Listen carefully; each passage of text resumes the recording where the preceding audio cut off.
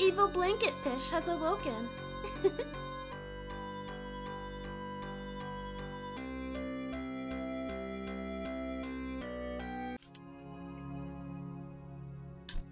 Alright.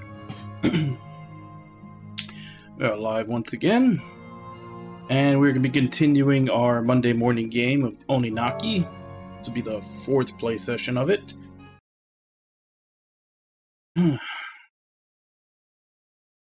I didn't do nearly as much offline as I thought I was going to with this. Because I had a bunch of these weapons that they keep handing out. I was hoping to try to level almost all of them up in my free time. I haven't had as much free time this week. I think I did one. I think I did the chains. Got them basically kind of up to the level of a lot of my other stuff. Which they're actually a really fun weapon. But that was pretty much it.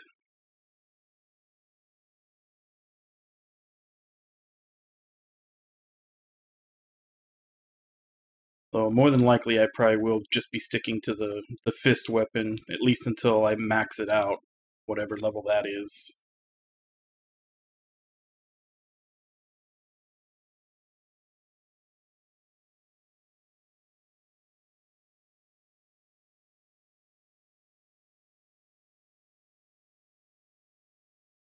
Come on, let's get past all the loading. Honestly, not sure. Okay. Oh, that's right. I was about to say I don't remember where we left off, but I just remembered this thing actually does give you a little, like, synopsis of where you are. Much blood is spilled before the riots are put down. Sovereign Lobelia abandons her pride and flees. Kagatu chases her to the underhall beneath the palace. That's right. I'm in a different spot because I was wandering around leveling up the chains, but yeah, we went under the palace to chase after the ruler who ran off.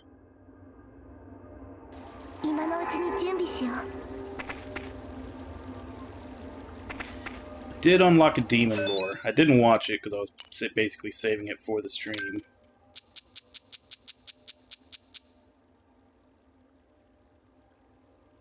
Trazy. I think that's the chains. I think that's the one I was working on. Because I think I got him to rank 4 or 5, and that's without even unlocking the other nodes that get unlocked as you go through the memories. 私は人と影なしの子として生まれた。どちらでもあり、どちらでもない。それが私。あの頃、そういう出自のものはさして珍しくはなかった。ただ年齢を重ねられるものはほとんどなく、大抵が生まれてすぐ命を落とした。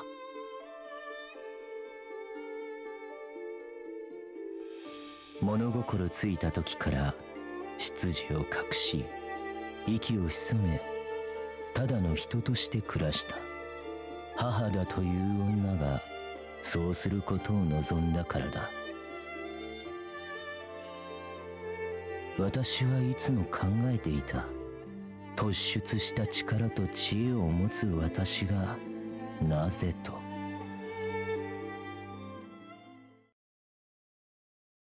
ある日、私は母だという女を殺し、Okay, that escalated. 放った。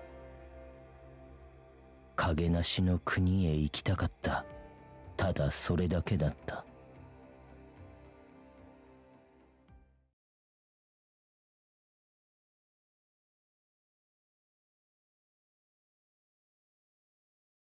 Yeah, that escalated pretty quickly. It's like, my mother wants me to hide my abilities. I'm a killer. Hey Nami, how you doing?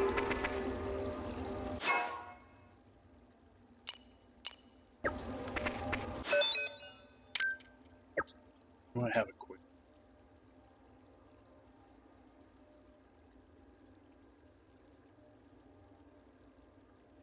So Fist and Chain are staying. Probably also the dog.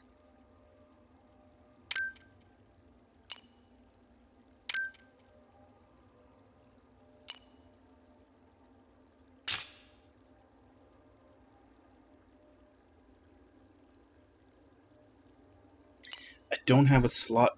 That means I don't have a slot left for the sword, though, and that was Kagachi's original.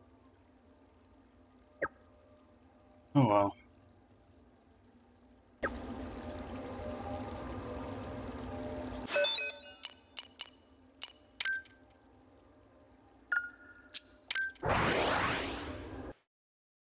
Yeah, let's head to the dungeon that we're actually supposed to be in for the story.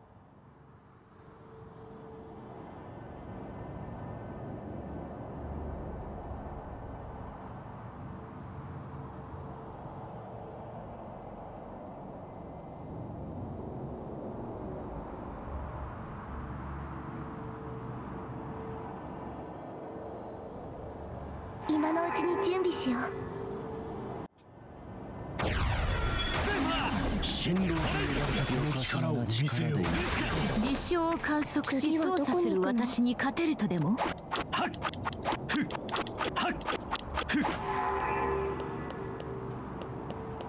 先を感じる。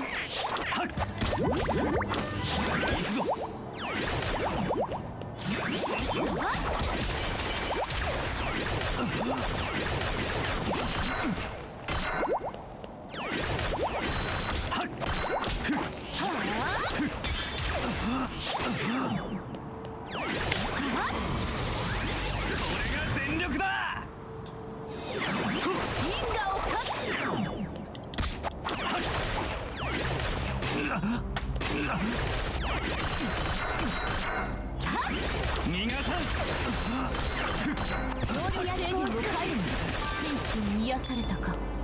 全てを封じる。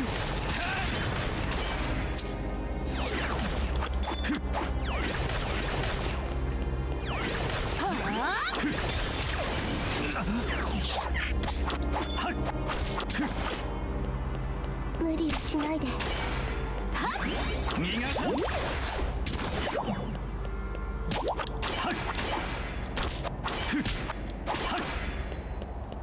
先を感じる。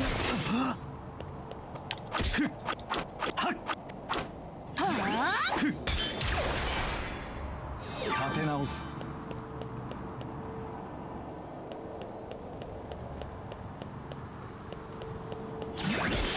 因果を断つ。信じる。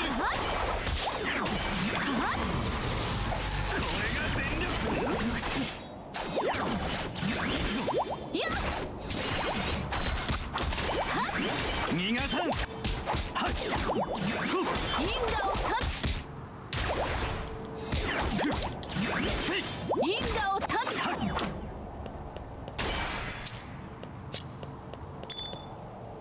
世界を変えるか。変化を見逃し、それぞれの世界の影響を理解せよ。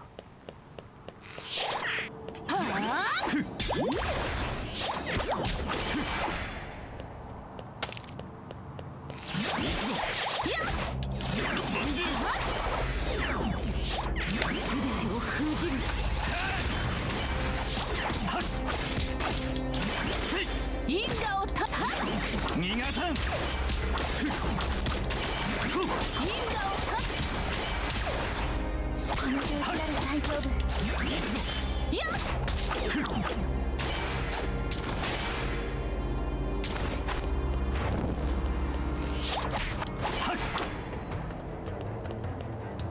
切り札を使う。これが全力だ。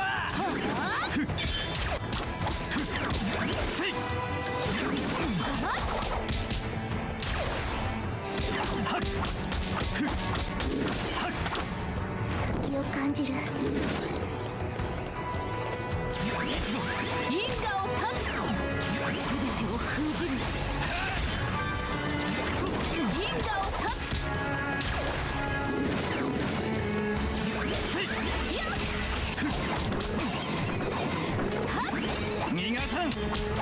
don't know what muddle does, but I'm sure it's not good.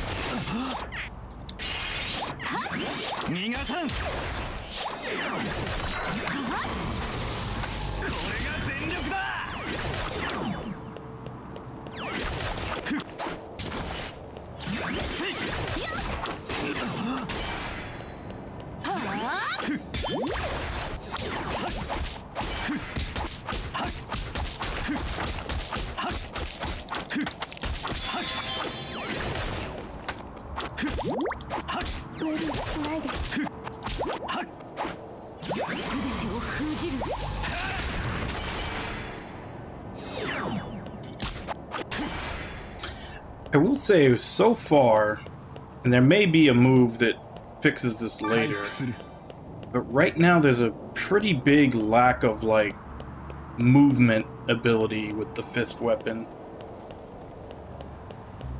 Like, I don't have an attack that, like, charges me forward or anything. Unless maybe I had one before and I took it off.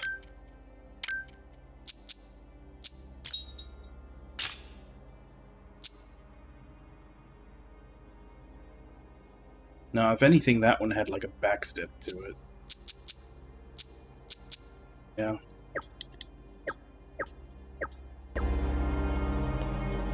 So there's a couple that like hit forward, but I don't really have one yet that like that charges me forward when I attack. 宝箱がある。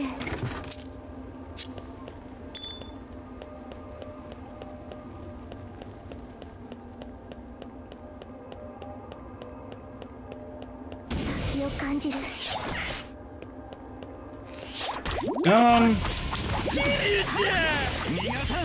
Nothing new so far. We're still in the dungeon that we were in last time, where we're basically chasing down the sovereign who ran away when the place started falling apart.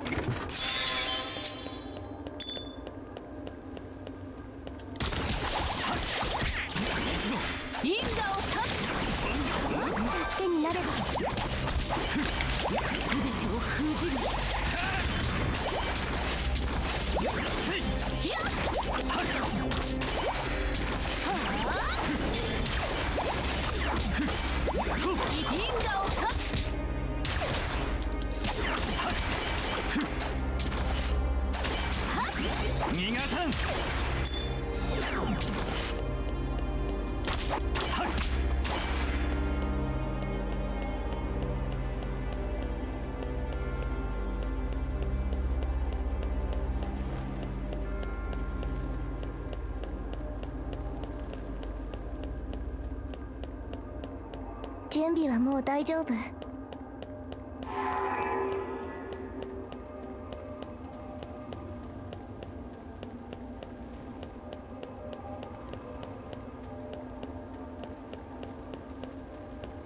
魔物がいる。気をつけて。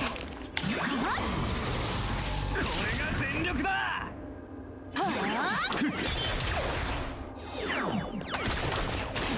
助けになれば。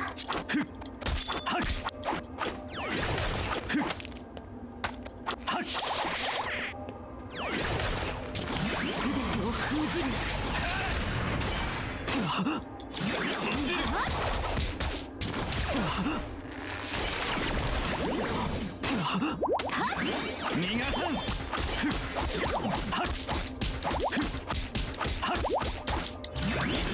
因果を断つ。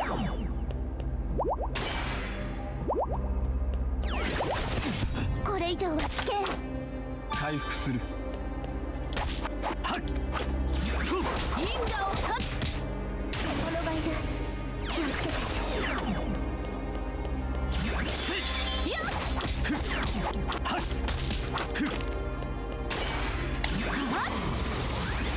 れが全力だ。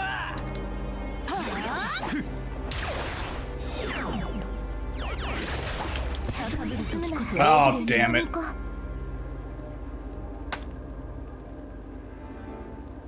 I stepped all the way inside the blindness area.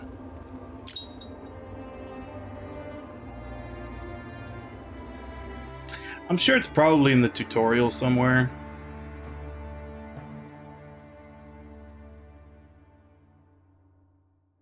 Hey Frogert, how you doing?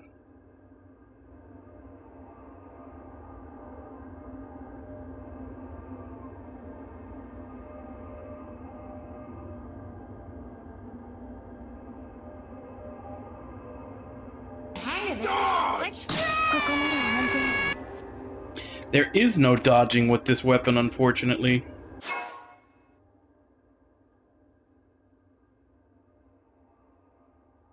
There is no dodging. There is only putting up a barrier that lowers the amount of damage that you take in it, which I don't use nearly as much as I should.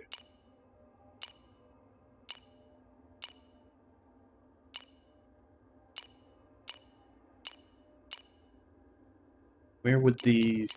Yes, encyclopedia. Glossary.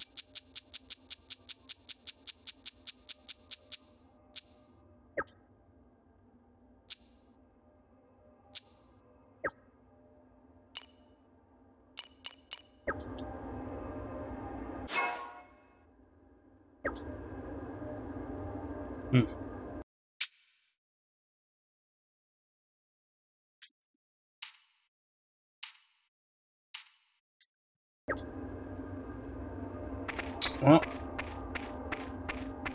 if there is a way to access, like, the tutorials, I don't know where.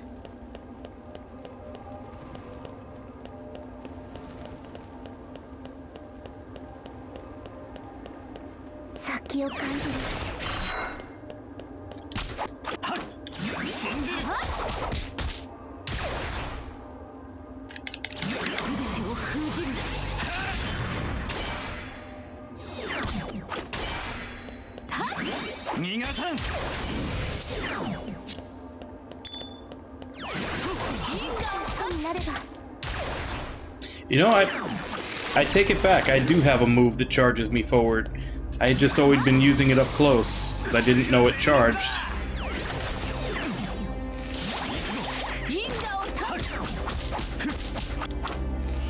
And that one also seems to have a pretty long range to it.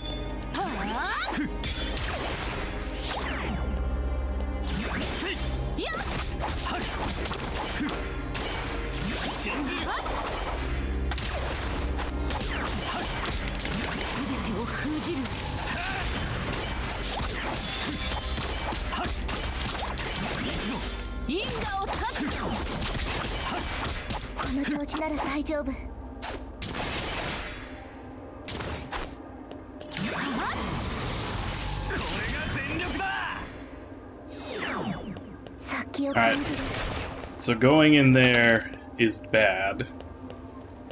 I'll just end up one shot. That's weird though, the Sight Stealer that I killed was like right here. It doesn't really... its effect doesn't really stretch all that far in this direction.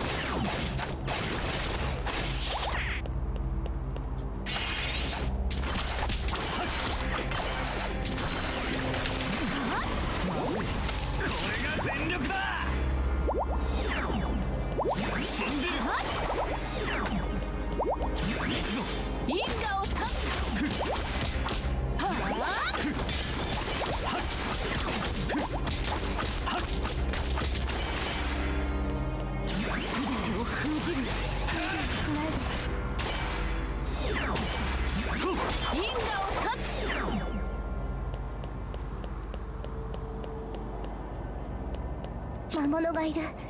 気をつけて。逃がさん。やっ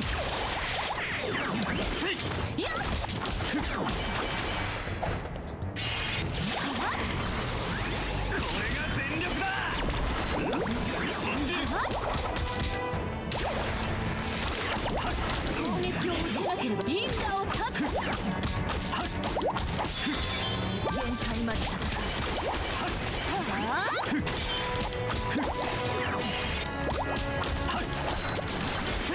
いや銀河を断つ。全てを封じる。銀河を断つ。信じる。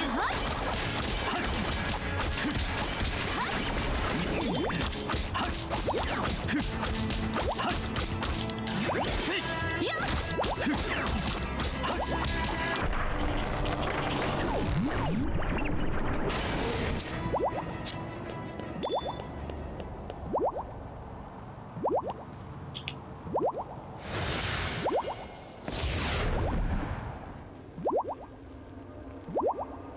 先を感じる。ひらめきを生かす。宝箱。これが全力だ。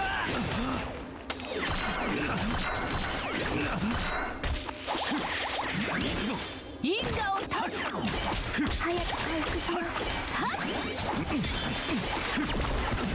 一寸先は闇だ。I didn't even know that did damage. I thought that just poisoned you. Damn it.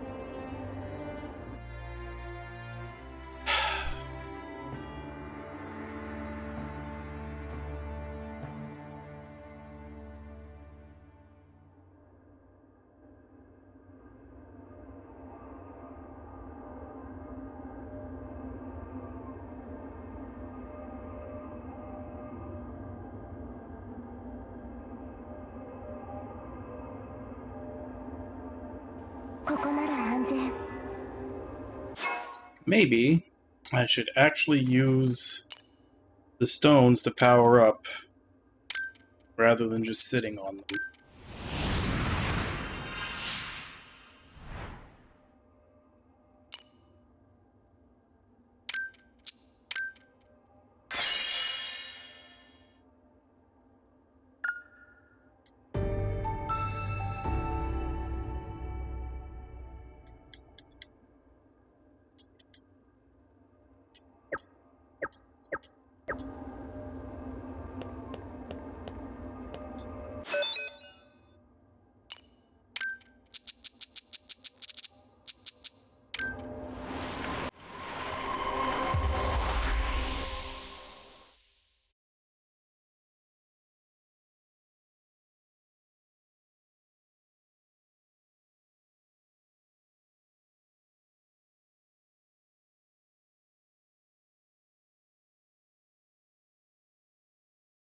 千年の呪縛から解き放たれた私は、再び訪れるであろう形ある疫病に抗うため探求の旅に出た。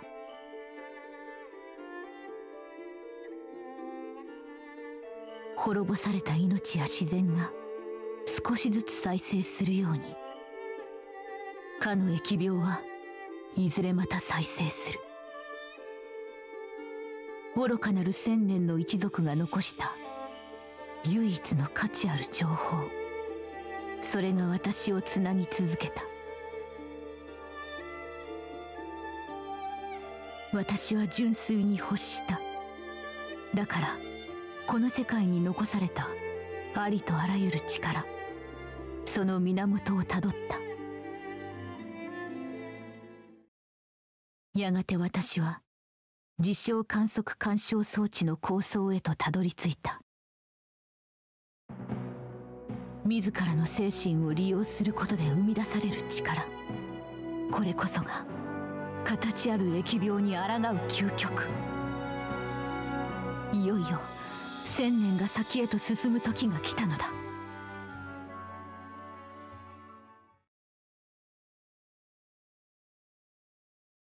The ultimate way to turn will into power. Punching things.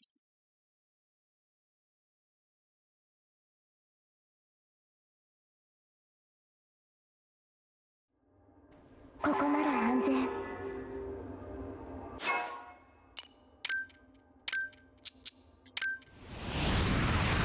So what did that unlock?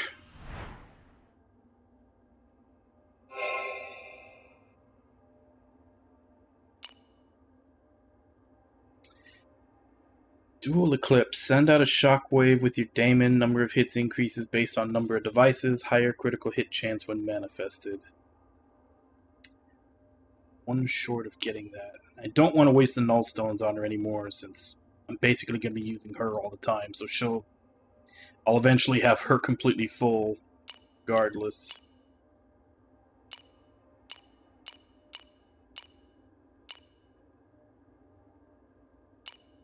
Ooh. Spawn up to 8 devices. That increases the effects of a lot of different moves.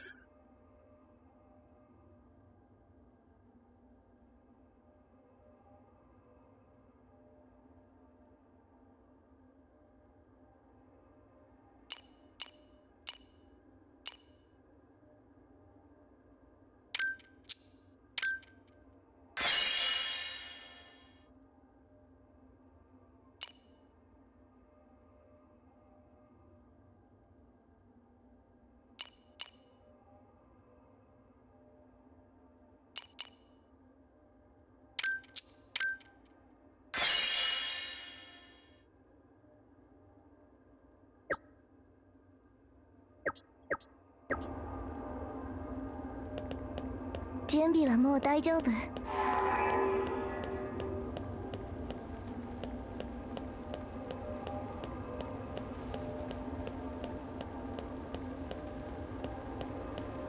先を感じ。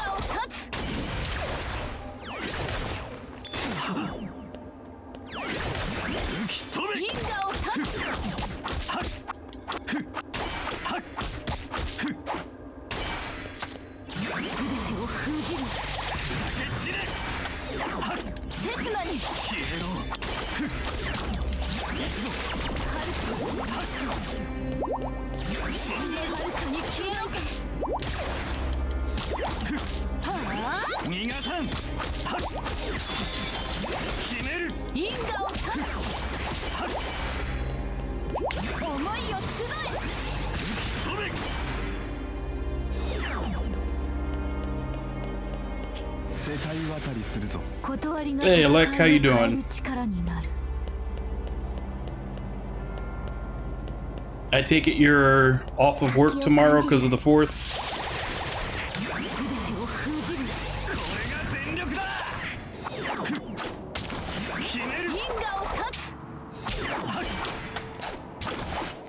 Back here.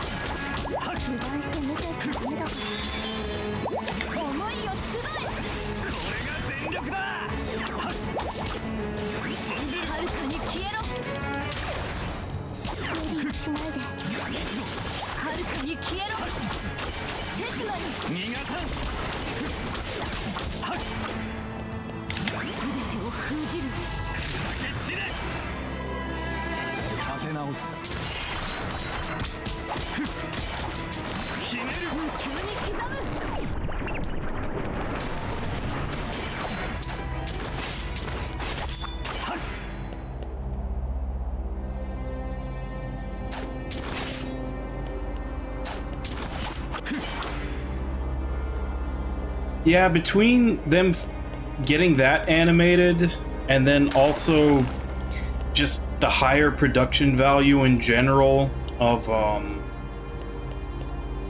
Monochrome Mobius, I think they might have actually done pretty well with like the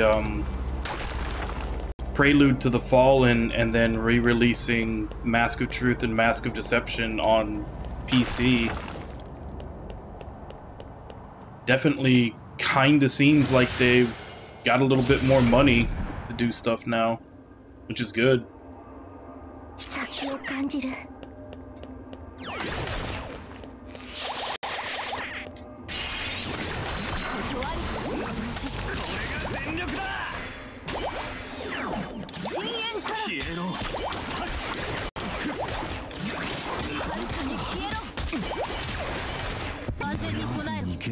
I hit the heel!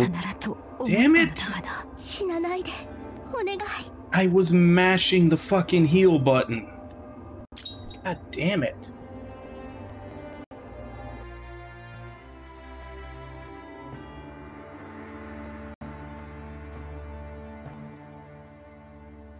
Yeah, there's definitely a lot of choices.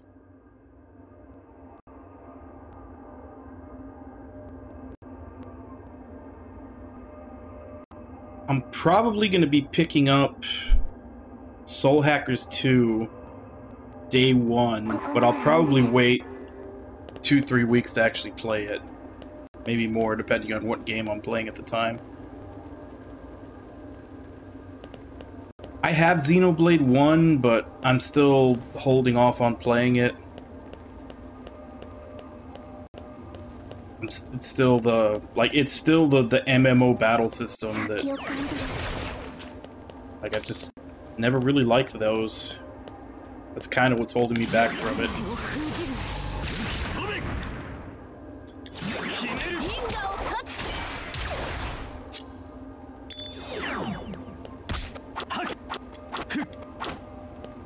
You stop running away from me.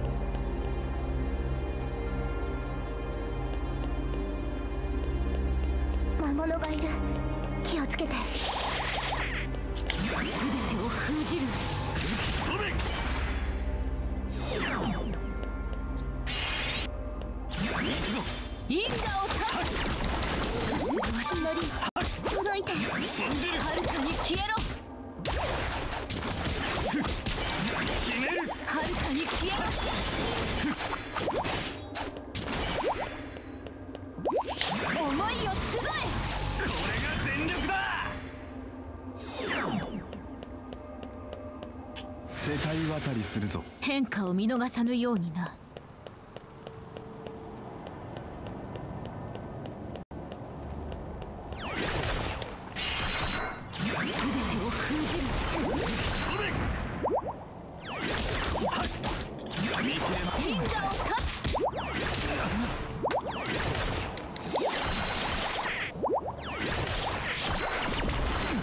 Why the hell is it not healing?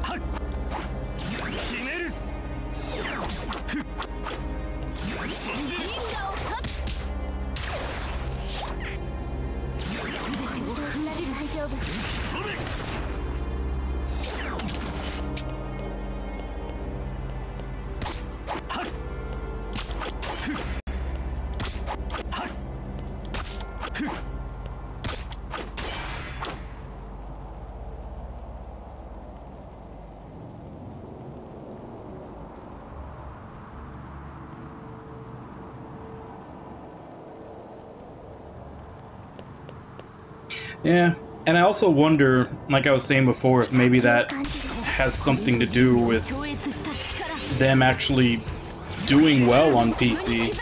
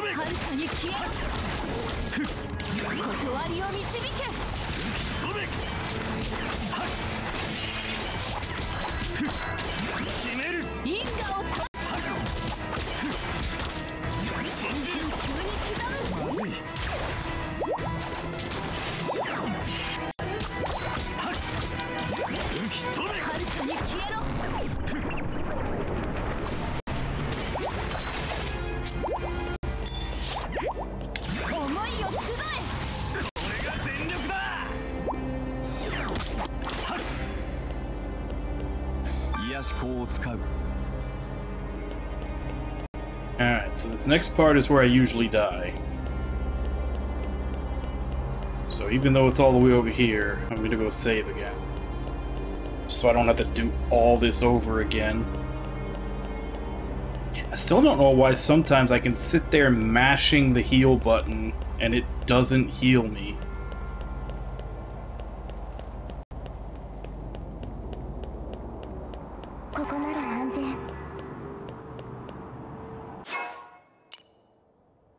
Two more stones. Although I think everything I wanted was at least 3.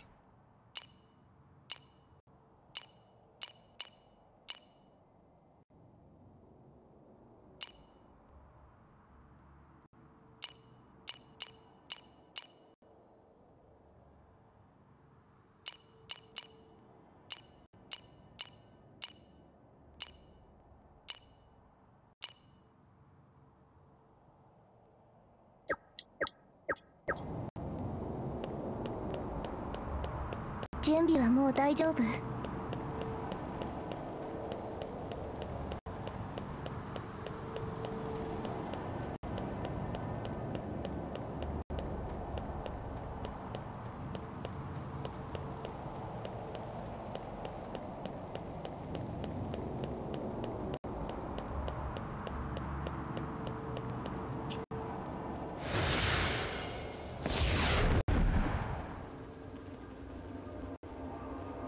魔物がいる。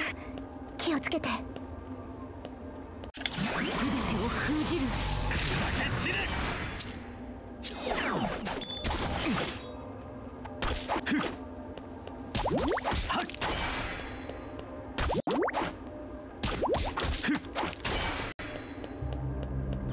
箱の中身楽しみ。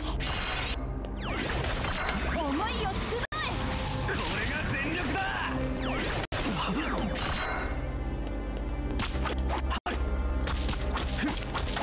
パリオでは壊れないから。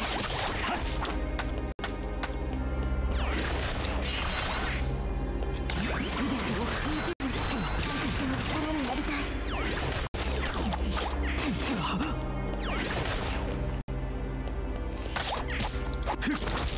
パリオでは壊れないから。因果を断つ。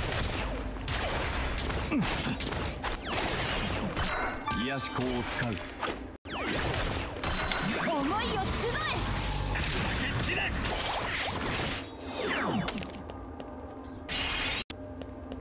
見切れます。遥かに消えろ。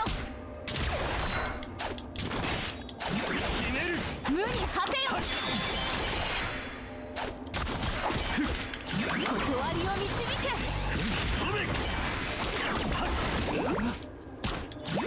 因果を断つ。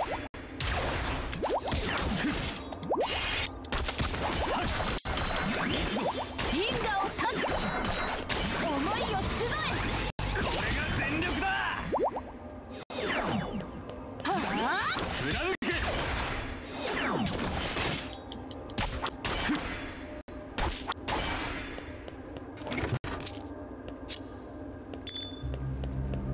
先を感じる。断りを導け。散れ。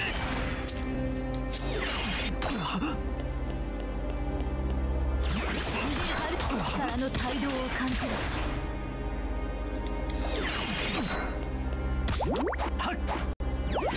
諦めが悪いないから。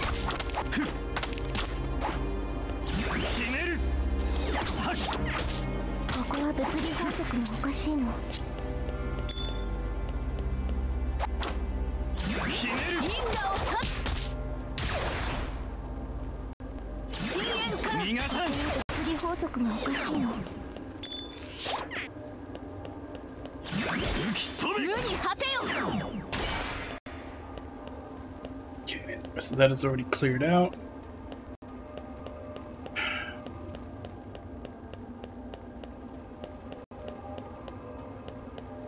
魔物がいる。気をつけて。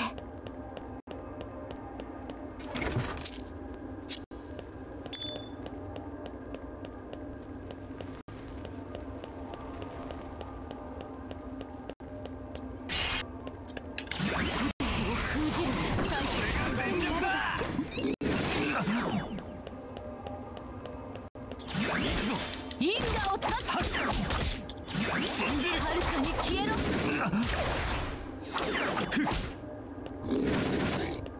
はあ、貫け。切り札を使う。これぞ輪廻を超思いを集え。散れ。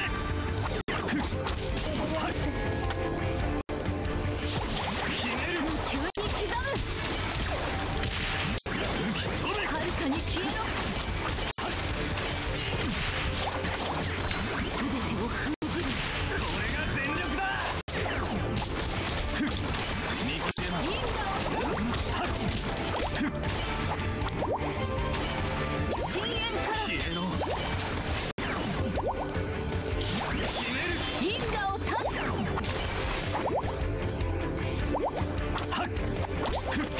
気を感じる。思いを集え。散れ。遥かに消えろ。力になりたい。はあ、逃がさん。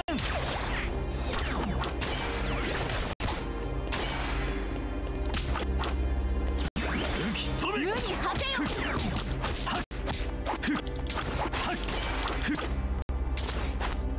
限界まで戦う。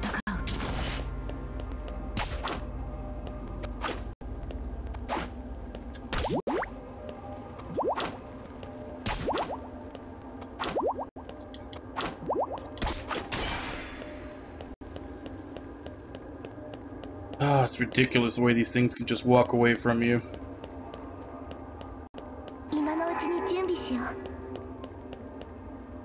So, more blind area over 先を there. 感じる。断りを導け。見切れま。急に刻む。は闇だ。届いた。限界まで戦う。決める。遥かに消えろ。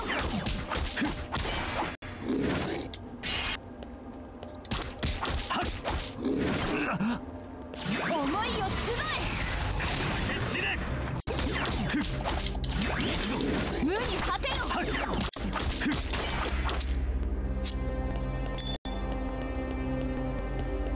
And more over there. 今のうちに準備しよう。世界を変えるか。写しよと隔離よの違いを見極めよ。準備はもう大丈夫。全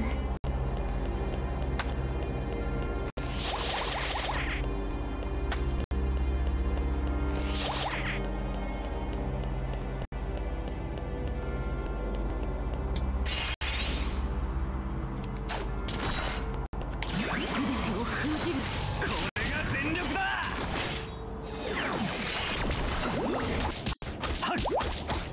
信じる。遥かに消えろ。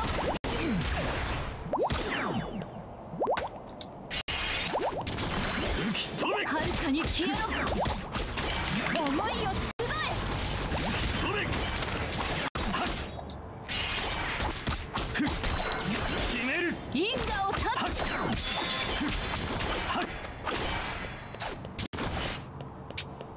刹那に消えろ。行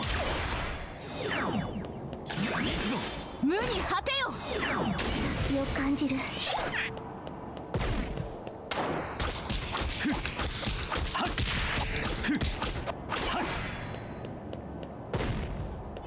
てを封じる。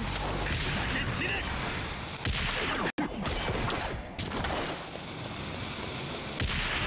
浮き飛べ。遥かに消えろ。決める。因果を断つ。決める。因果を断つ。この調子なら大丈夫。思いを集飛べ。え。無に果てよ。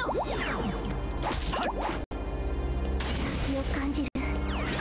Okay, how many waves of enemies are there gonna be? 断りを導け。死ね。ひらめいたぞ。消えろ。これで帰国かね。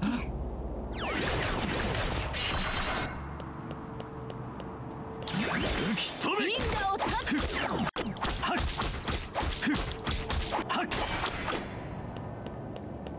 思いを集飛べ。決めえ。る。因果を断つ。切り札を使う。これぞ輪廻を超越した力。無に果てよ。急に刻む。因果を断つ。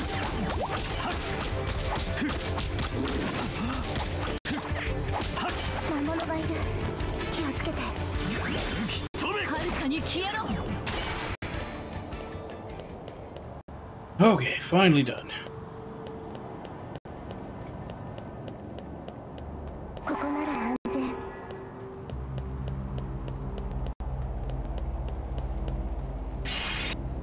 断りを導け。決める。因果を断つ。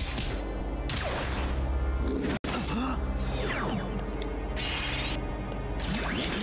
無に果てよ。飛べ。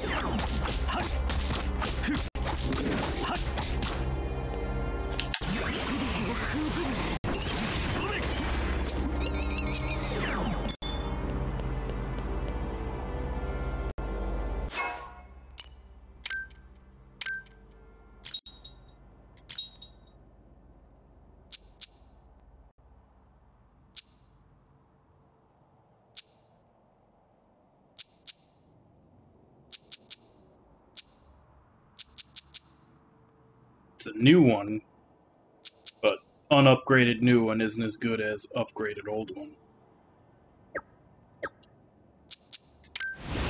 I'd have to go back and upgrade it quite a bit to get it to be better.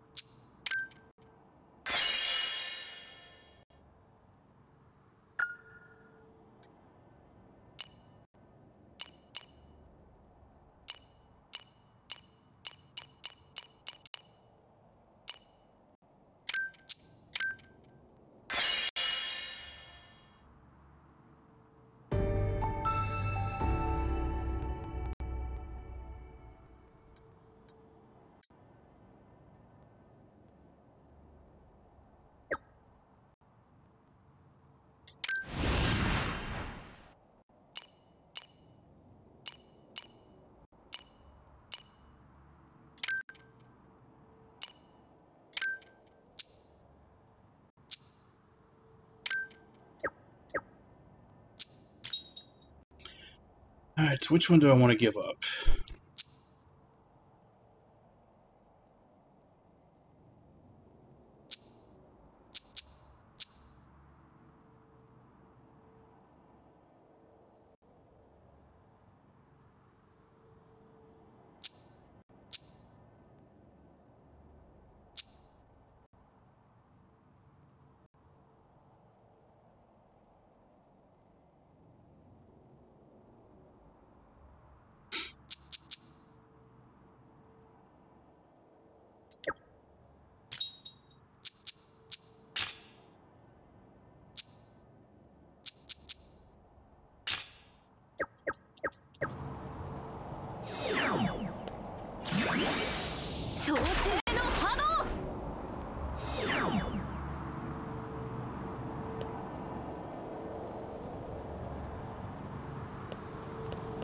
魔物がいる。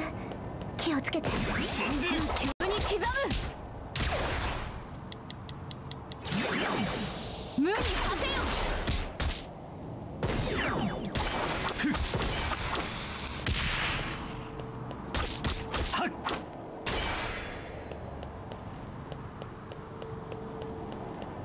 サクリオの力を持つ魔物がいるみたい。 There's what I'm looking for. 断りを導け。散れ。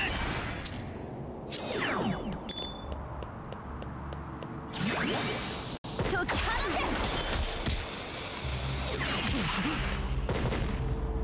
ひねる。遥かに消えろ。貫け。全てを封じる。これが全力だ。気を感じる。信じる。銀河を断つ。深淵から消えろ。創世の波動。ひねる。遥かに消えろ。思いを集え。飛べ。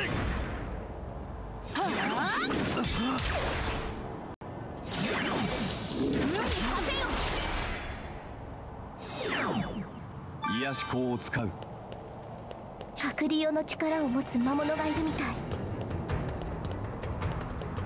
断りを導け。散れ。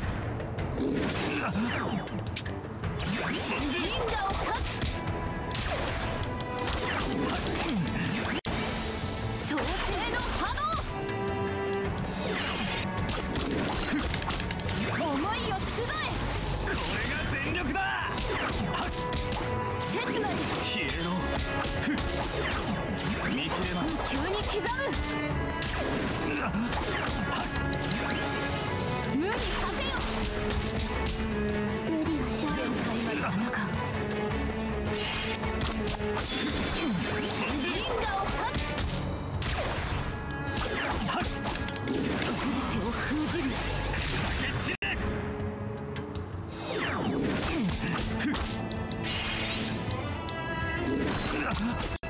見切れば。遥かに消えろ。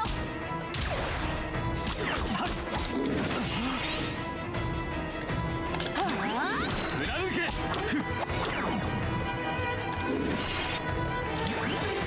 解き放て。鬼人の真の力が引き出せる。切り札を使う。これぞ断りを導け。飛べ。諦めが悪くてな。信じる。急に刻む。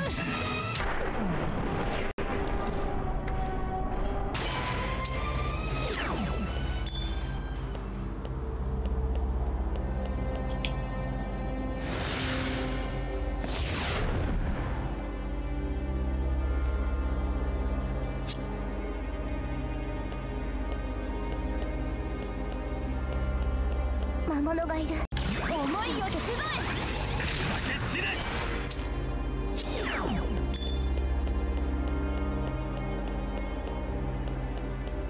今のうちに準備しよう。え。全てを封じる。飛べ。ひねる。銀河を断つ。力になりたい。無に果てよ。切なに消えろ。遥かに消えろ。引き出せる。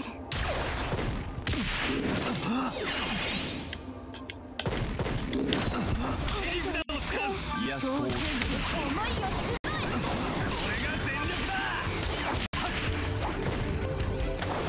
ひねる。銀河を断つ。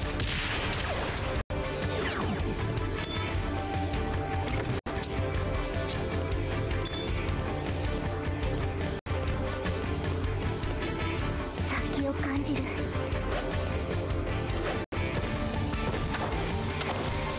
断りを導け。貫け。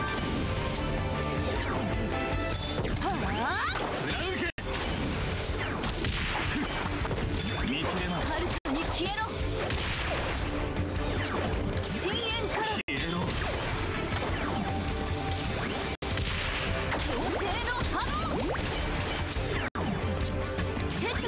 貫け。この調子なら大丈夫。全てを封じる。これが全力だ。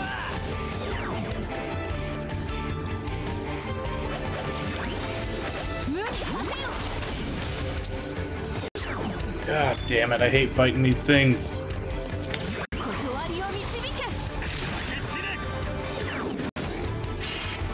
ひねる。因果を断つ。深淵から逃がさん。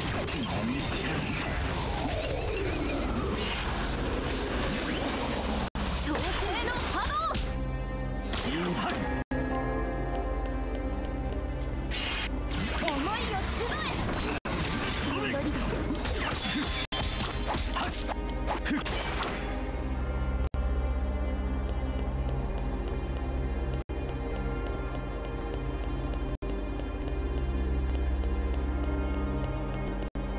先を感じる。全てを封じる。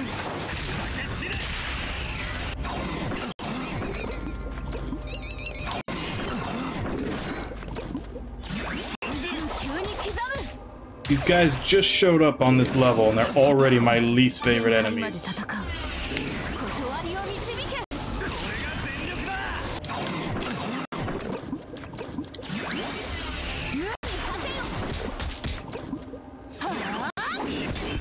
癒し粉を使って。心身癒せ。 Like, nothing stuns them.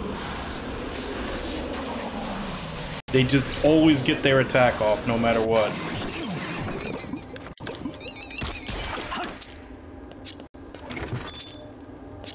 回復する。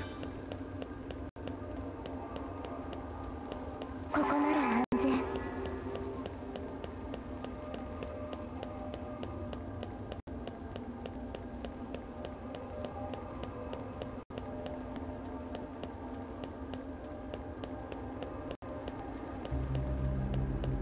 Alright, but at least we're almost done.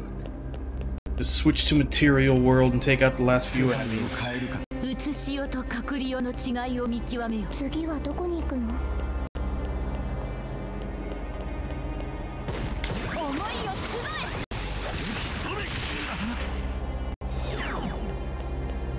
魔物がいる。気をつけて。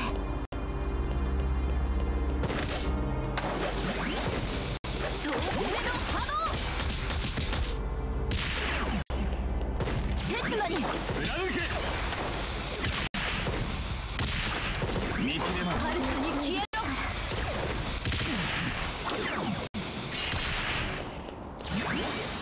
解き放て。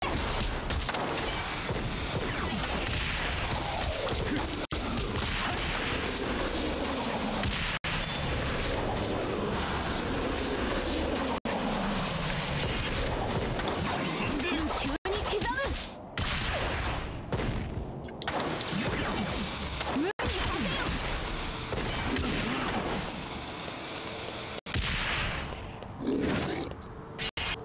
断りを導け。これが全力だ。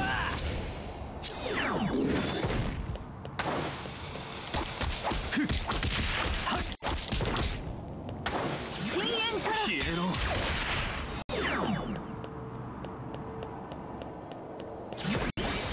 解き放て。魔物がいる。気をつけて。思いを集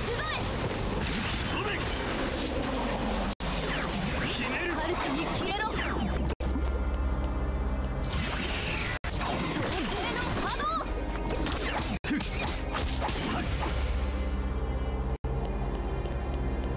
Another one? 断りを導け。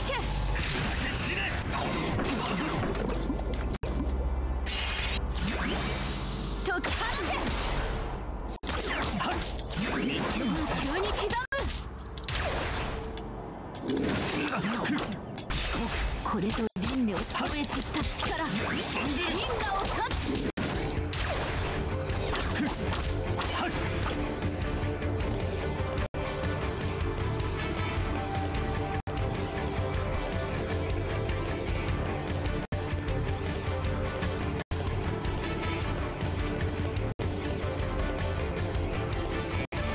準準備はもう大丈夫。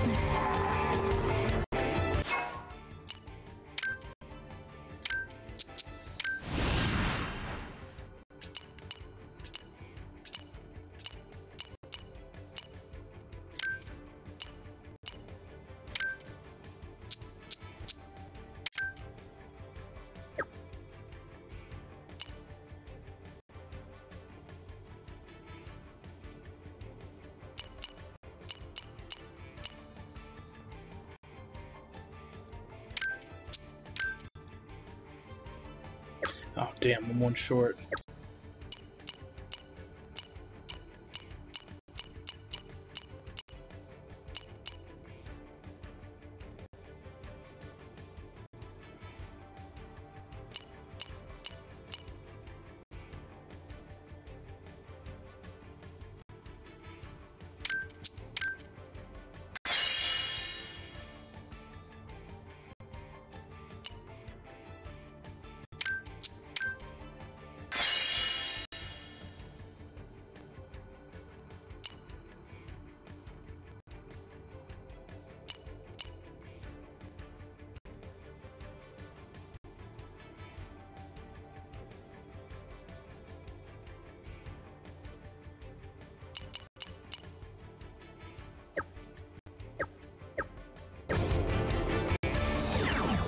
次はどこに行くの？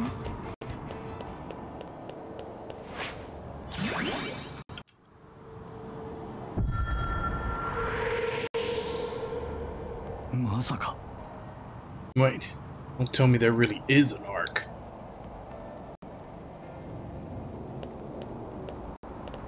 ここに There must be something here. 何かが Something only the Sovereign has access to. It's here, it has to be. 何かが Something that can save us. なぜだ Work, damn you. Why won't you work? 国主であるぞ I'm the Sovereign. Obey me. おい、 What do you have there? 黙れ Shut up, shut up, shut up. な Calm down. You're the Sovereign. Act like it.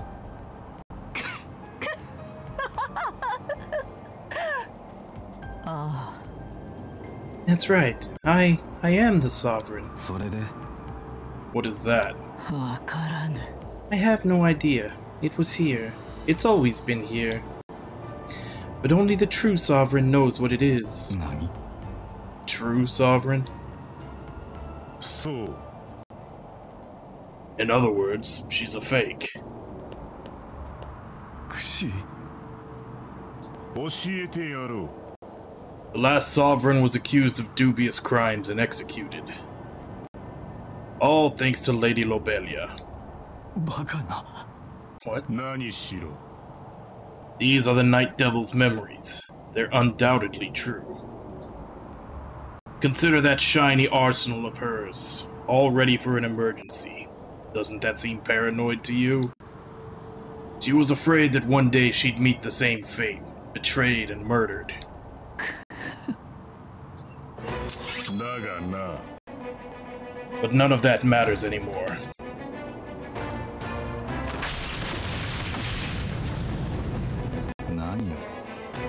What are you planning? To see this realm glut itself on despair. くしここは This piece of junk has outlived its purpose. What good is something that can only be used by the true heir to the throne? The bloodline is broken, and it's her hands that are stained red. 黙れ You're one to talk. 不要なのさ This realm deserves to burn for believing in lies. If anyone deserves to suffer, it's us. それは We've murdered people whose only crime was clinging to the idea of the afterlife. だから None of us are without blame, Kushi. Justice is dead. You're right. This world is rife with injustice.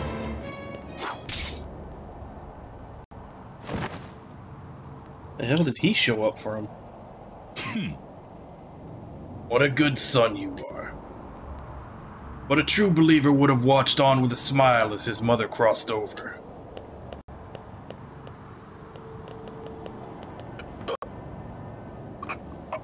I will save this realm. I will never let you have it. Do you mean in the afterlife? Because here's a secret. There is no afterlife. This world will come to its end. Isn't that nice to know? Now you won't become lost. You aren't Kushi anymore. You're the Night Devil, and I will kill you.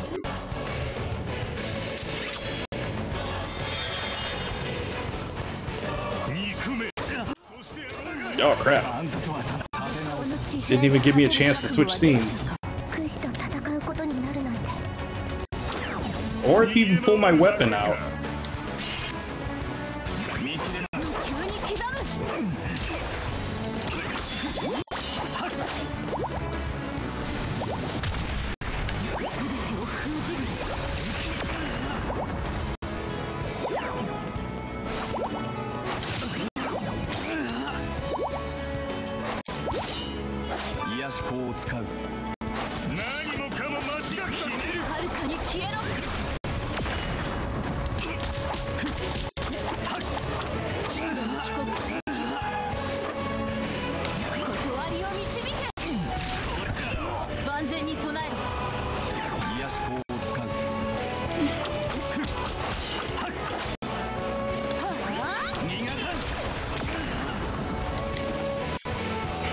Of course, another fight where you're punished for fighting up close. Nothing stuns him, all of his hits take off half your life, and you can't stop him from attacking you.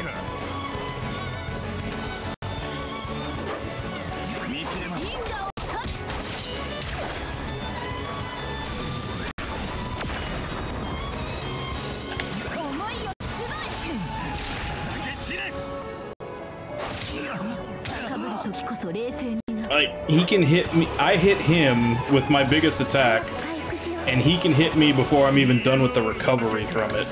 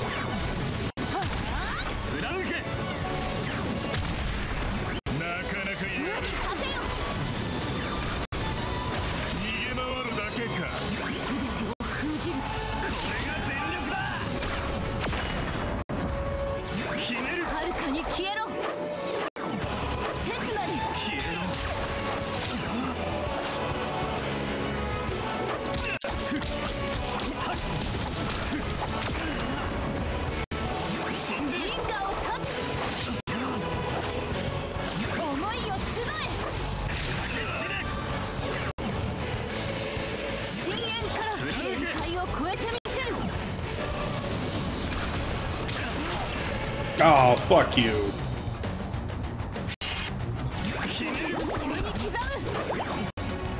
God damn it.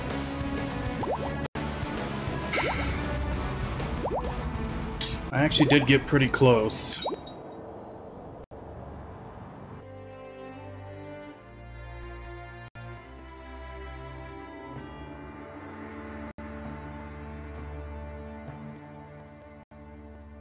Like always, I keep forgetting to put down. Oh, fuck you. あんたとは戦いたくない。くし。He gets a fucking cheap shot out before you even. それが全力か。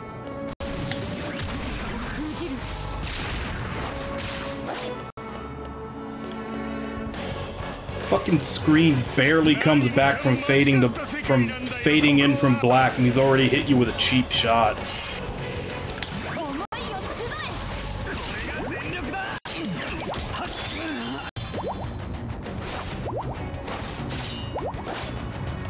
限界まで戦う。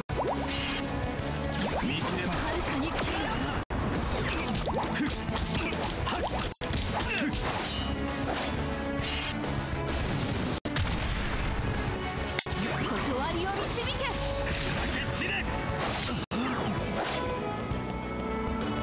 刹那に限界まで戦う。深淵から貫け。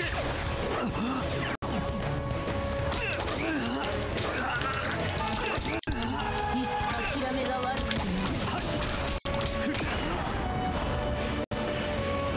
力を貸せ。これぞ銀の勝利。思いを募え。飛べ。それが全力。逃がさん。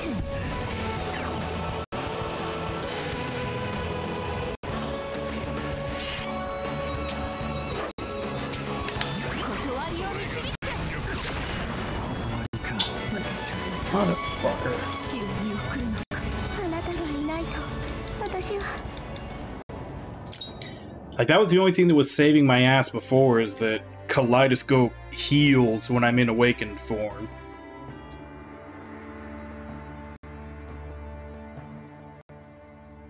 But it still doesn't. そして God. あんたとは戦いたくない。 Seriously, what the fuck? He get, like, I was even holding away before that even started. Like, he just gets a cheap shot on you before you even start the fight. 自称の地平で果てる覚悟はできたか。クシと戦うことになるなんてそれが全力か。思いを募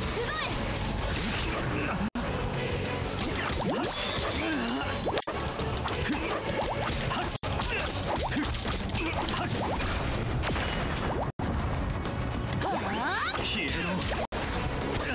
一寸先は闇だ。終わりか。私はまた死を見送るのか。死なないでお願い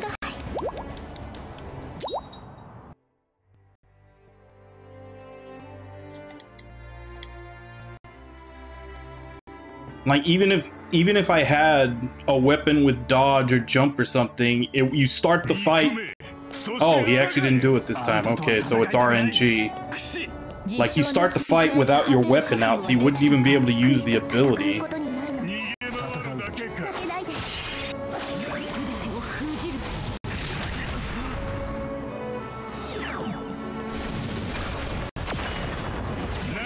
因果を断つ。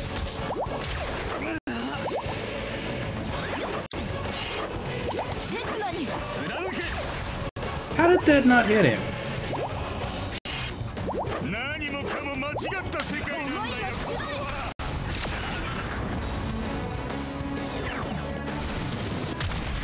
早く回復しよう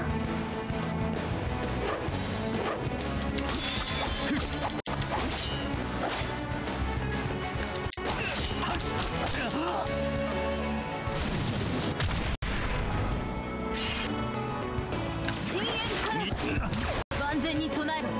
諦めなくてな。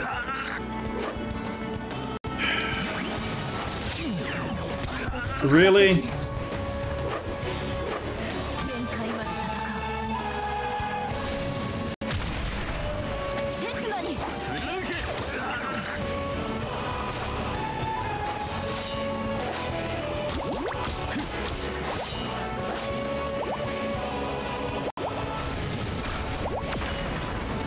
遥かに消えろ。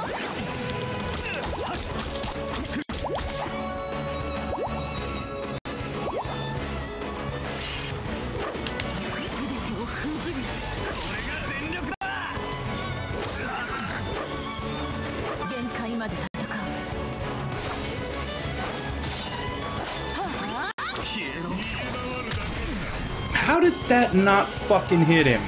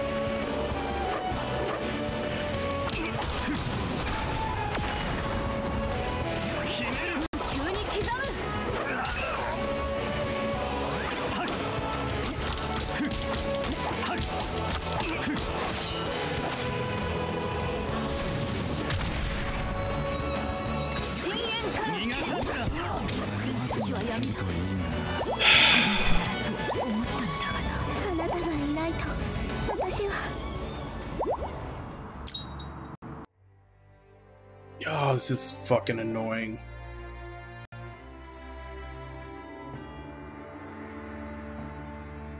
I guess I'll give it one more try and then I'll try switching to the chain or something.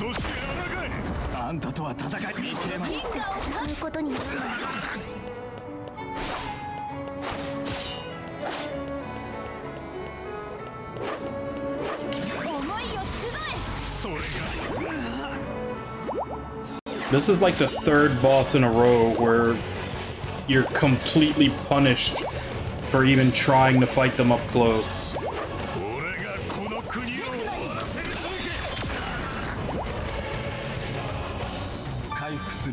Like, they might as well have only put the ranged weapons in the game if they're gonna pull that shit.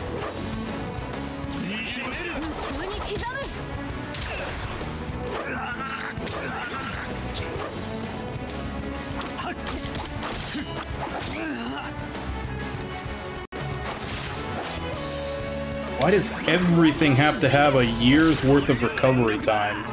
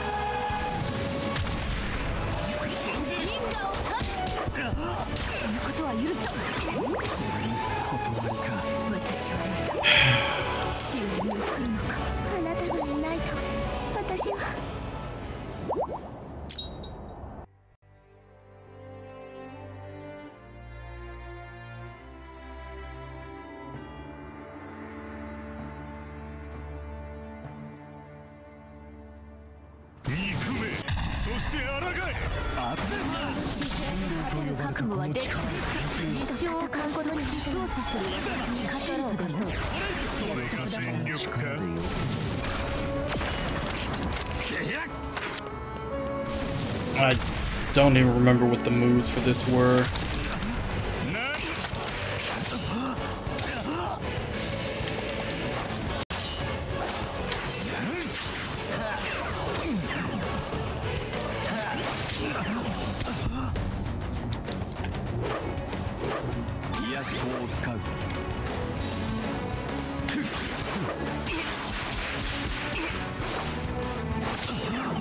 I'm honestly not even sure if range would do better against him. He seems to just get right up in your face regardless.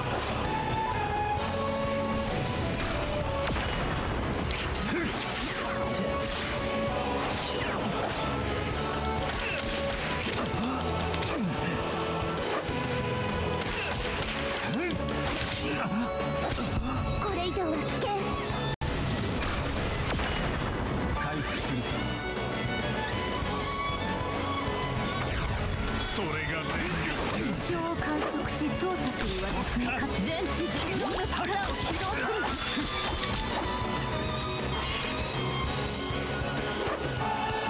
全てを封じるよ。だけ散れ。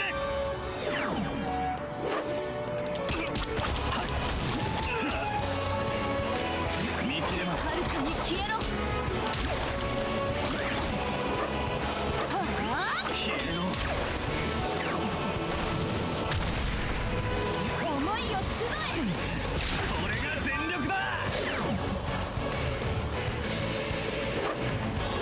ひねる。因果を断つ。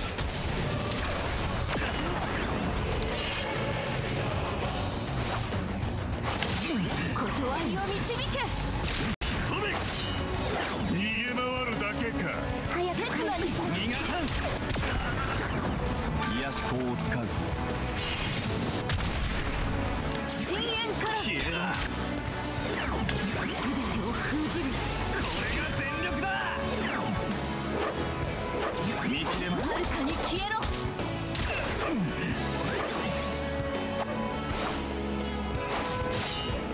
刹那に貫け。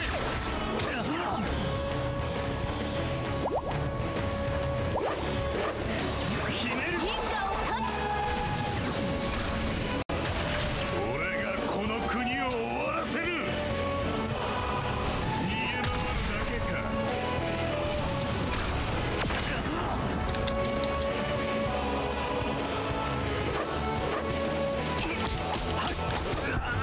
これ以上は危険。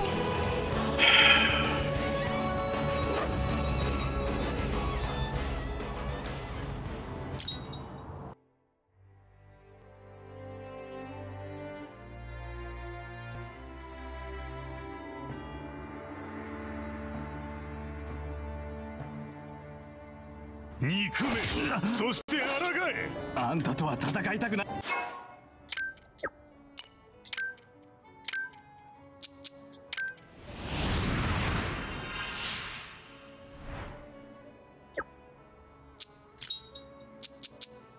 Okay, so this is too slow. Gotta take that out.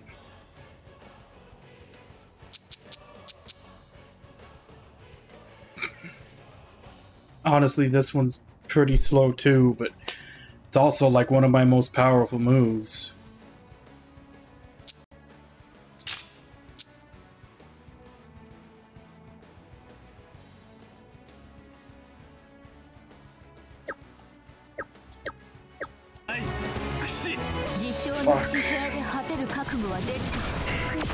Outside of just leaving to go level up more, I'm not even sure what the hell to do.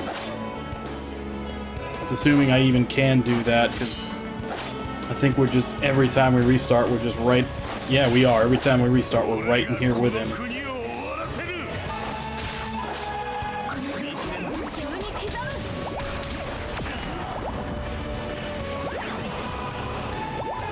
Like, every move just has such huge recovery time.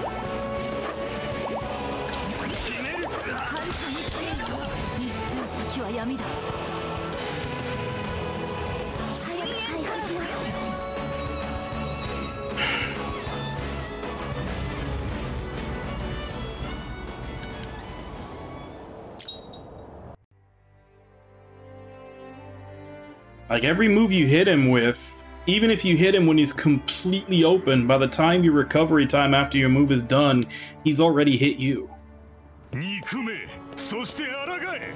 あんたとは戦いたくない。口。自称の地平で果てる覚悟はできた。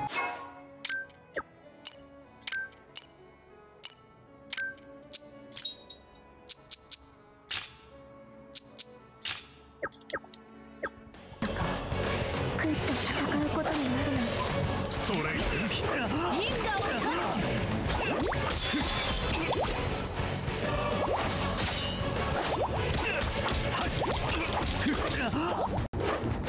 Like, I feel like the problem is just I'm not doing enough damage or something. I don't know. 刹那に消えろ。限界まで戦う。深淵から逃がさん。克服ができる。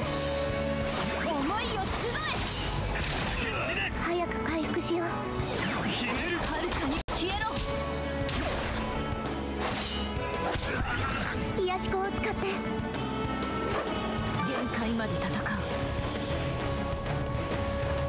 それが全力か。無に果てよ。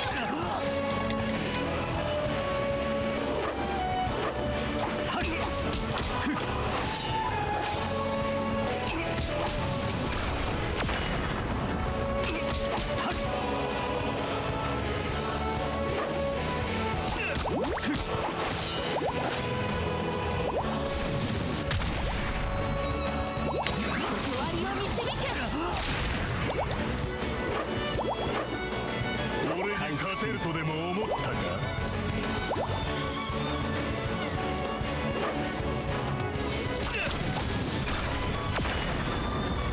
見切れます。因果を断つ。攻撃を受けなければよいのだ。力を貸せ。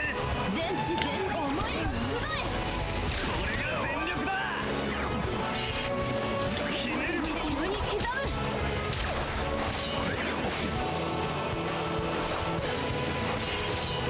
吹き飛べ。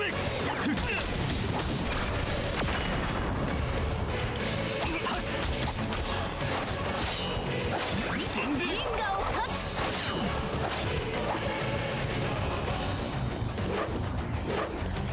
全てを封じる。全力万全に備える。だ。消えろ。ひねる。遥かに消えろ。癒し粉を使う。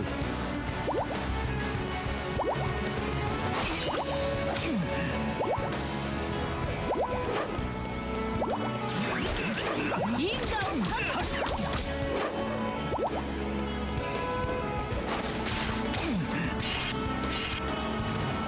断りを導け。これが全力だ。無理はしないで。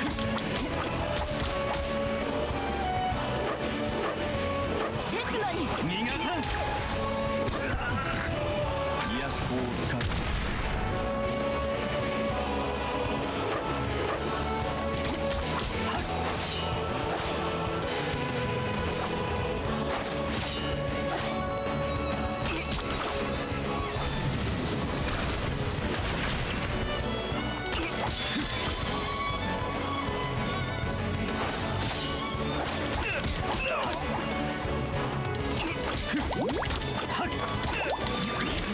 無に勝てよ。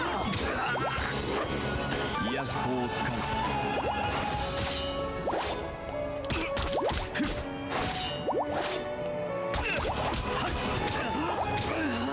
God damn it.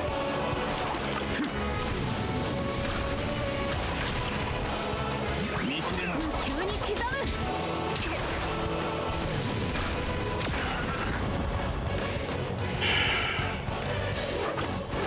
早く回復しよう。逃げ回るだけか。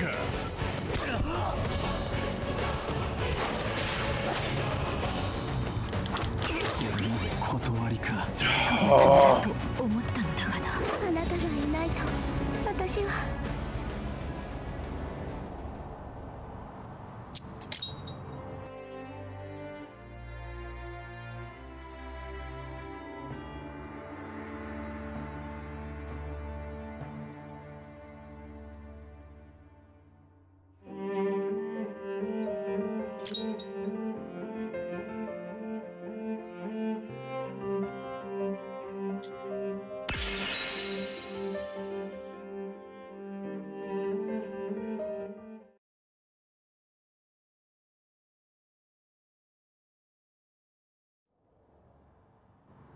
ここなら安全。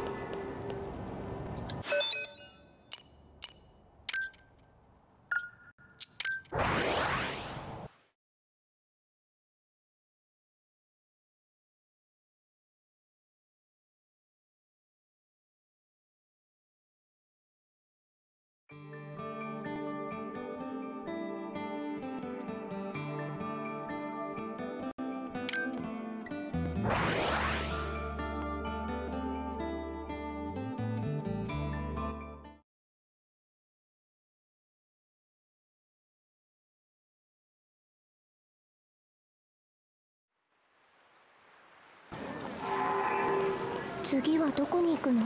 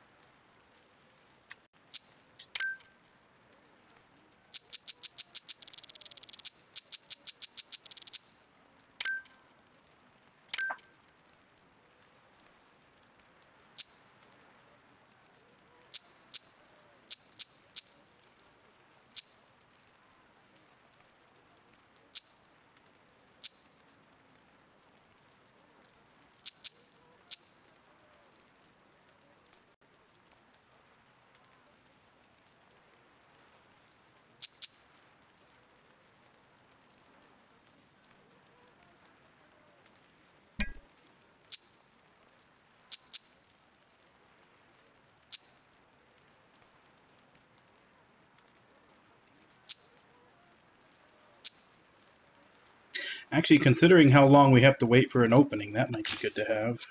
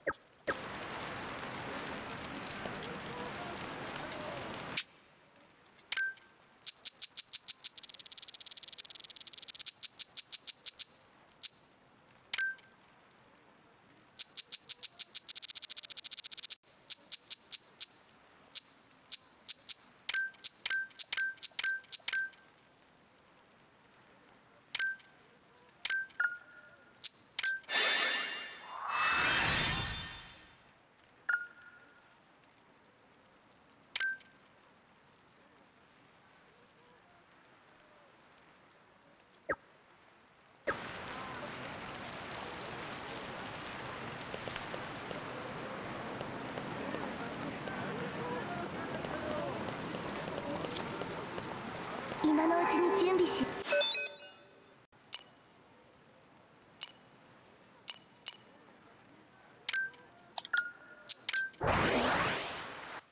Now, should we give it a try with just the better weapon? Should I actually try to grind more?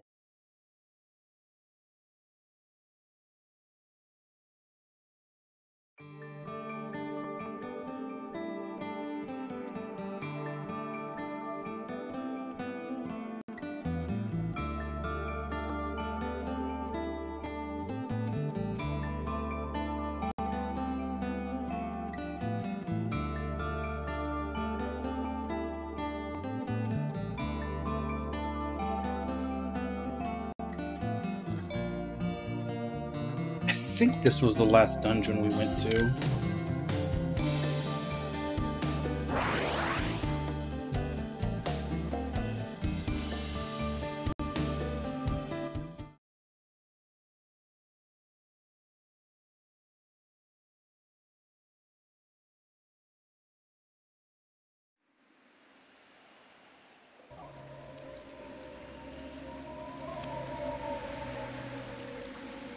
今のうちに準備しよう。思いを集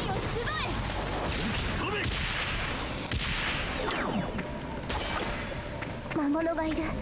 気をつけて。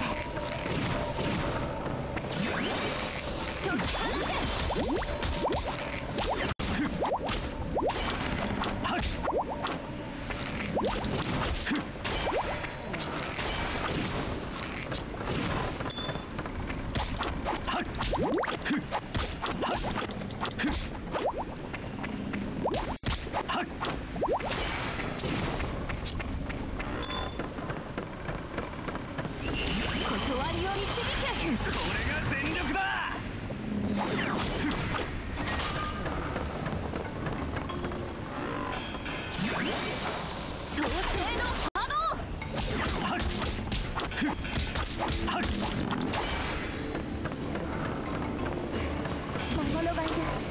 気をつけて。思いを集え。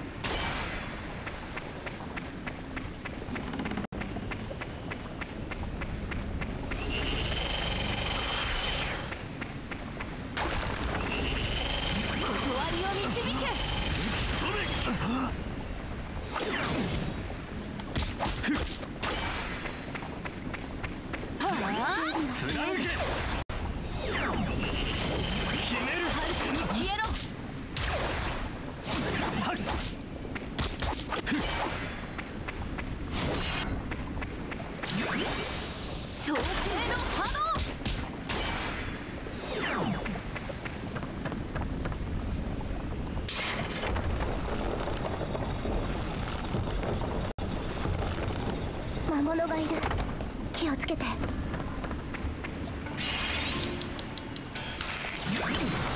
無理、待てよ。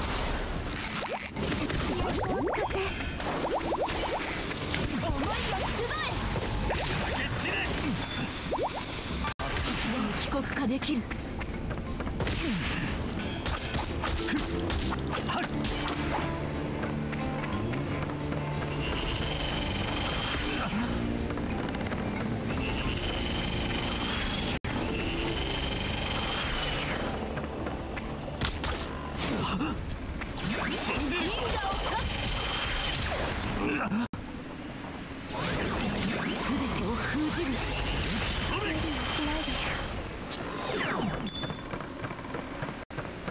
先を感じる。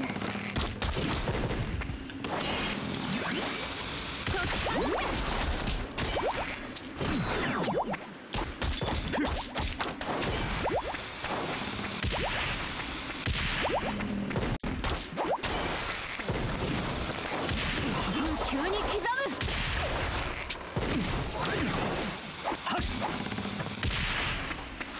む。思い出しを倒せれば。思いを集え。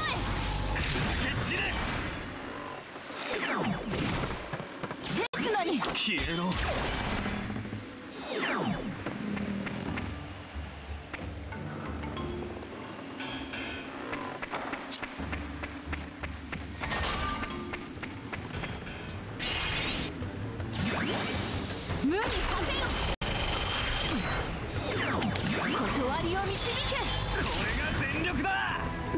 しないで。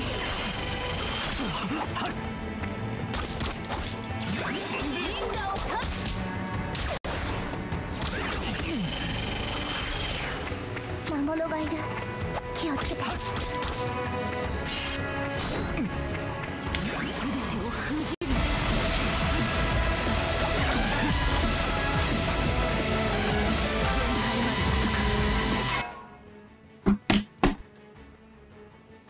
Hey, Luna, how are you doing? What were you playing today? Sea of Thieves. I haven't heard about that game in a long time. So what were you doing in the Sea of Thieves? What kind of pirating were you doing? Hey, Panda Poopums, how you doing? この調子なら大丈夫。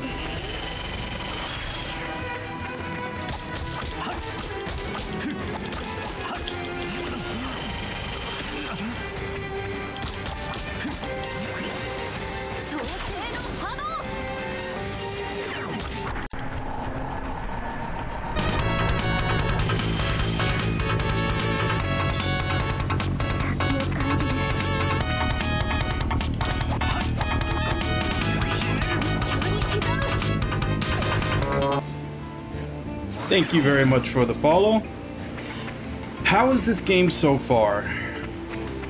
The story is interesting, but the actual combat is very slow and kinda clunky. And I'm kind of frustrated at this point because I'm basically grinding because I got to a boss that I'm not really putting a dent in. Like, they have a really bad habit of putting bosses in that, like, you don't stun them at all. Like all of your moves for just about every weapon that you could possibly use have like a pretty bad startup and recovery time on their special moves. Which means that anytime even if you do it when they're completely open, if you use a move on one of the bosses, chances are they're gonna hit you before you're done with your recovery time from the move. Like, for example, like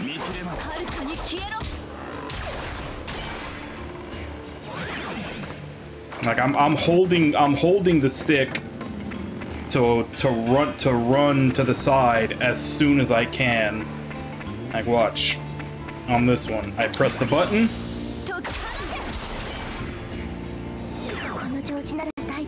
Like, all the moves are just really slow. So it just kind of almost turns into either you're just using basic attacks, which is like tickling them, or you're trading hits. So if I'm gonna trade hits, I need to be able to hit harder so that I kill him before he kills me.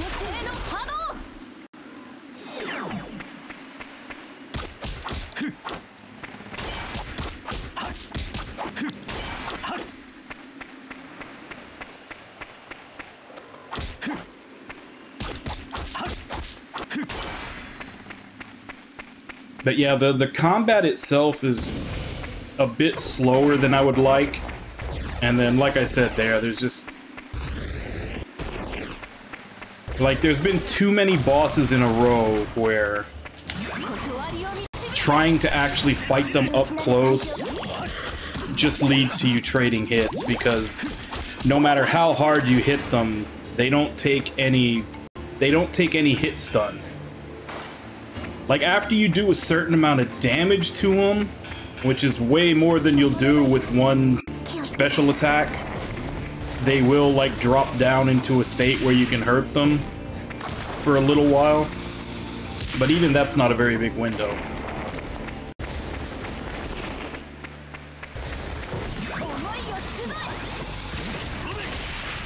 And even then, I usually end up taking a hit because I've started a move when they're already doing their recovery from that stun state. And of course, they finish their stun state and hit me before I can finish the recovery from whatever move I just used.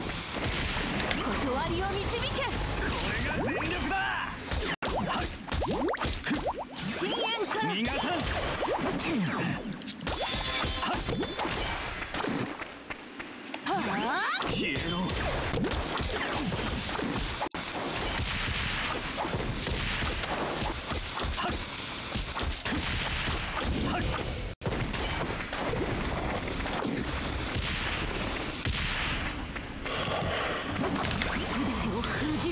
And granted, this is my game that I only play once a week, so I might be missing something or something that I forgot, but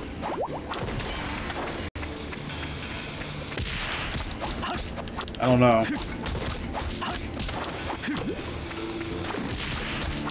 I want to see the rest of the story, but yeah, the combat is starting to get on my nerves a bit.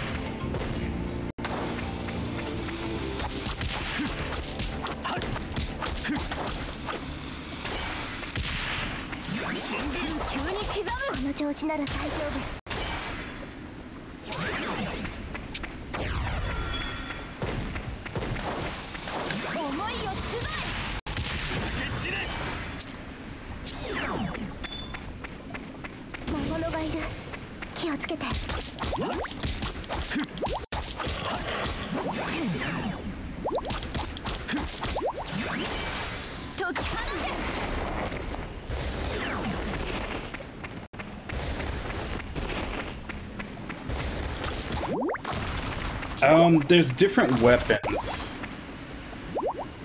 and they do throw a lot of them at you. The only problem is that they all level up independently. And basically the level up system is through a skill tree. Like, as you're using the weapon in combat, enemies will drop, like, stones for that weapon that you use to buy more skills, and after you've spent a certain number of stones on them, they rank up. And when they rank up, I think their attack and defense and everything goes up with it. So essentially, you have to use that weapon in order to level up that weapon, and even then it's RNG drops. Your main character does also have levels.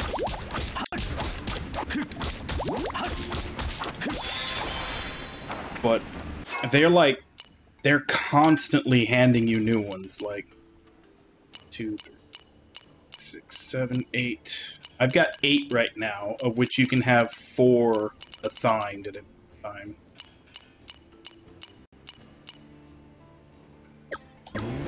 But, like I said, they all level up independently of one another.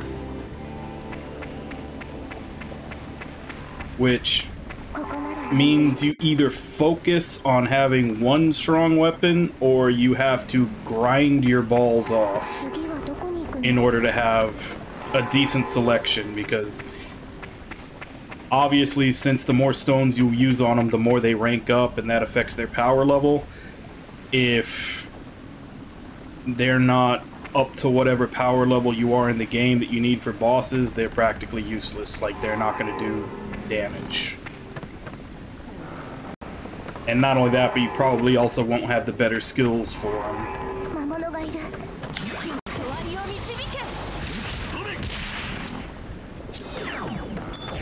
So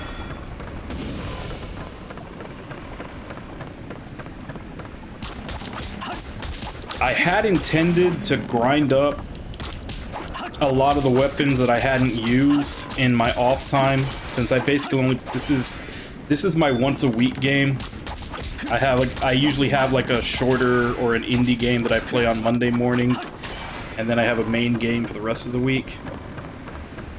So I was intending to grind up more of these on my days off, but I got too busy. I didn't have a chance to, so I'm still basically stuck with the same like 1 or 2 weapons that I had been using before, and they're not really cutting it for this certain boss fight.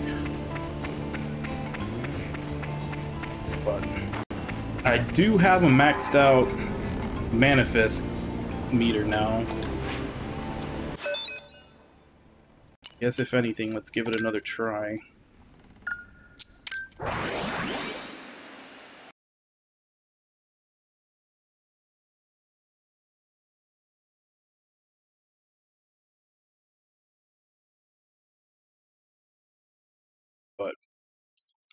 honestly, up until this point, I didn't really have a problem with the combat. There had been a couple of bosses that, like I said, they were kind of annoying in the sense that it felt like most of the time you were trading hits since you can't do any hit stun to stop them from doing theirs and your attacks take so long.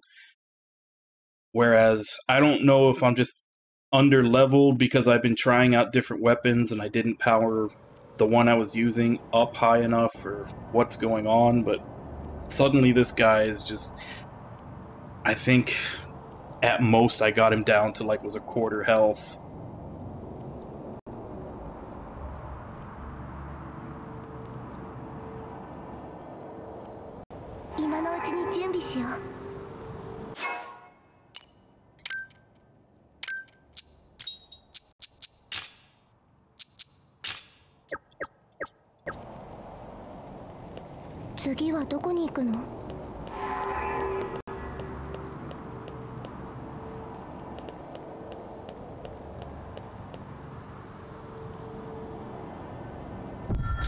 Let's give it another shot.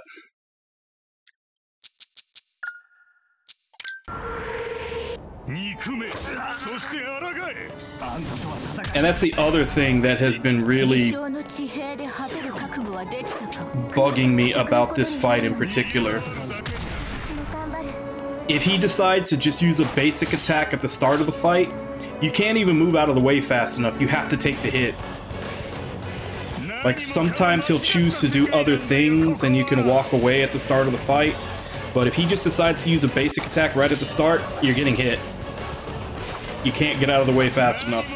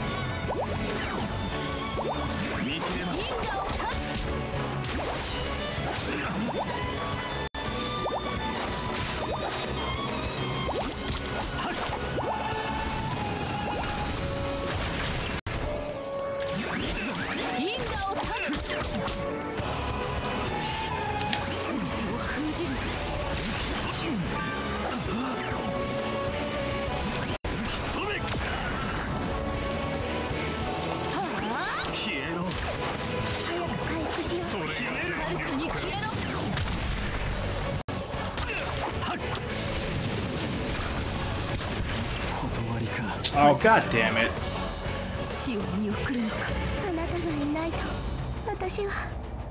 I think I can get him now. Like, the biggest difference is having a full awakening meter. Seems like that's the only way I can actually do decent damage to him. And before I started it at almost 0.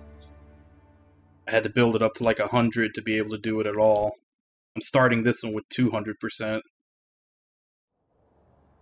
So it actually gives me enough time to take chunks out of him.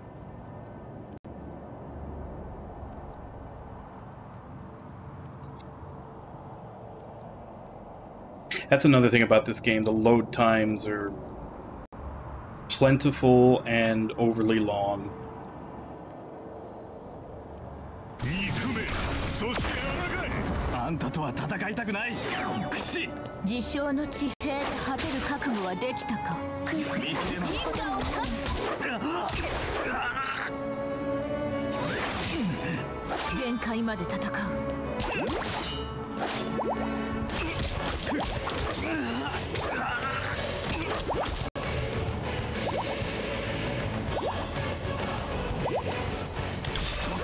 全知全能の力を起動する。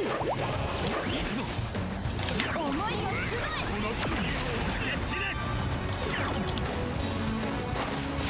深淵から無に果てよ。遥かに消えろ。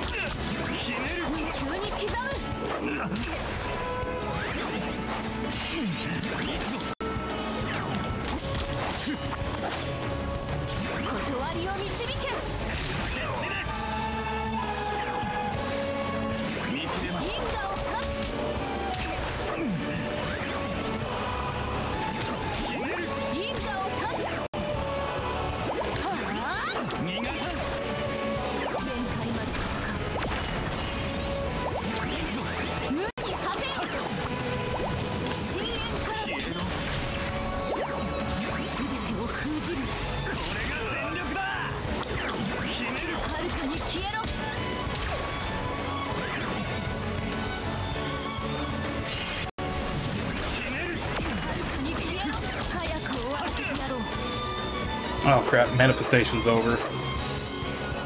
We're back to tickling him.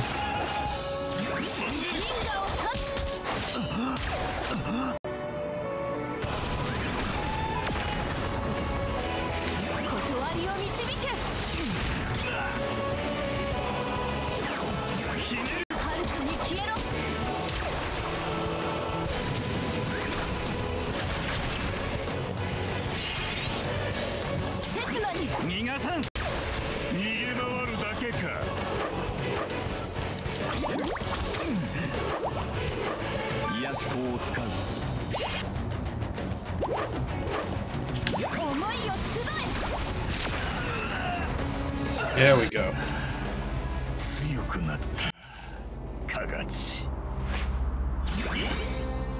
Okay. So it looks like if I hit a wall at a boss, I just need to go in with a full manifestation meter.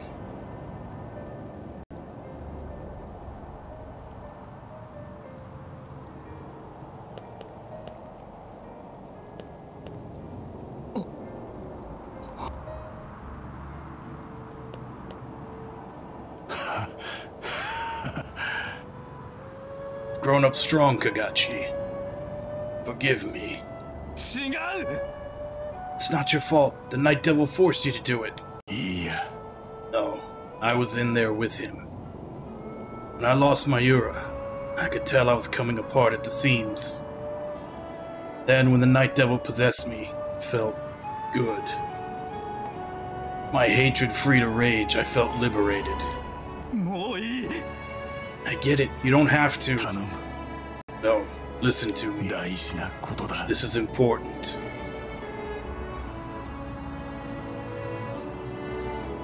The Night Devil's memories, I saw them.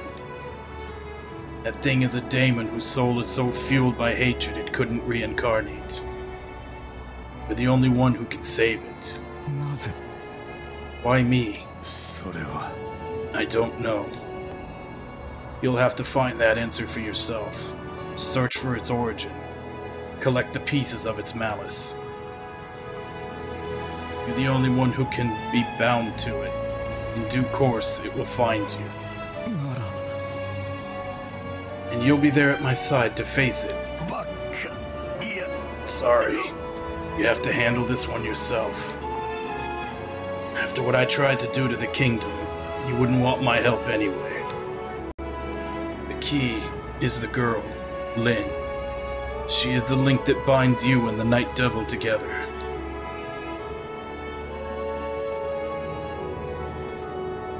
Follow your memories, girl. Take care of Kagachi for me. What? Me? Damn, I'm tired. I think it's time for me to go. I hope Mayura's waiting for me. No, this isn't how it's supposed to happen. Kakashi.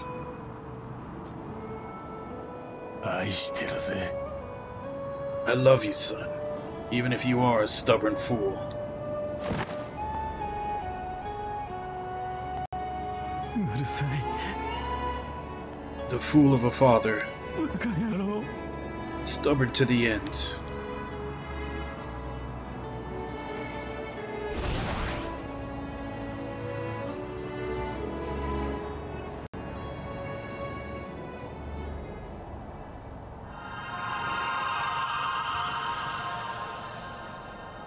So I got his daemon too, same way I got Moira's when she died.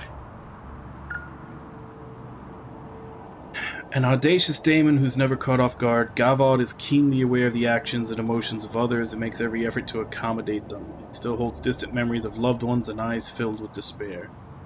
Gavod uses shield cannons, unwieldy weapons that afford the protection of a shield and allow the user to keep up heavy, close-range attacks before unleashing a devastating cannon blast.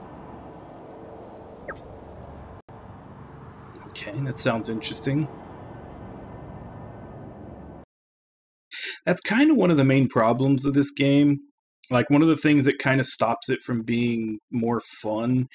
They give you all these pretty cool, like, weapons to choose from, but they're so tedious to level them all up. Like, there's a lot of them that I would love to try for a while, but, I mean, they always come in completely unleveled. And you have to sit there and grind them up to see if they're even worth it.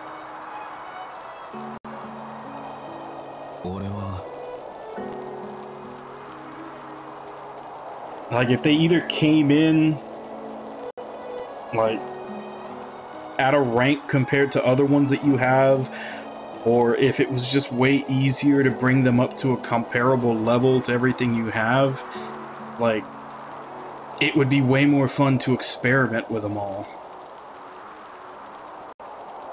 I was helpless. I couldn't save them.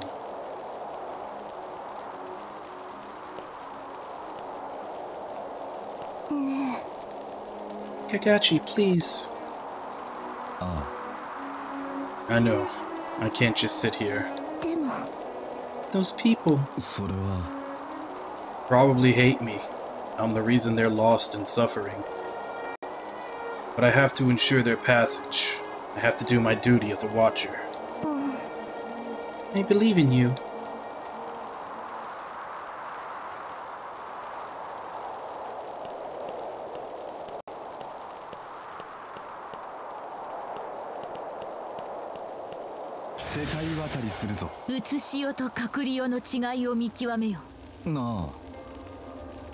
Is there anything I can do?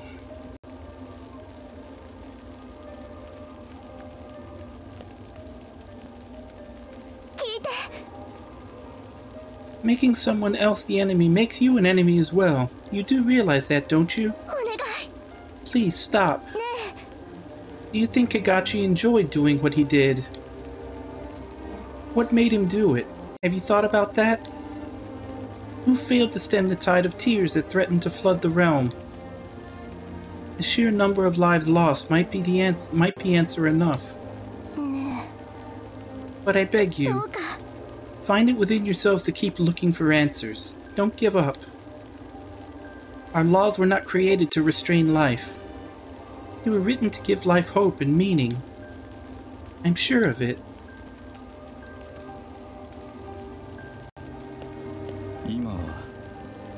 It's okay, Lin. I have no intention of turning back now, even if it makes me hated and reviled. I must fulfill my duties as a watcher and restore hope to the realm. Until I do, I accept the fate my sins have brought upon me. Once we've restored hope, I'll send them on their way. Whatever it takes. Kakashi, look!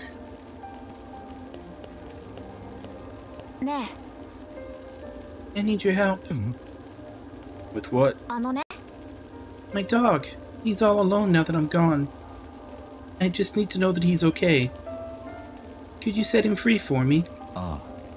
Yeah, I can do that. Thank you.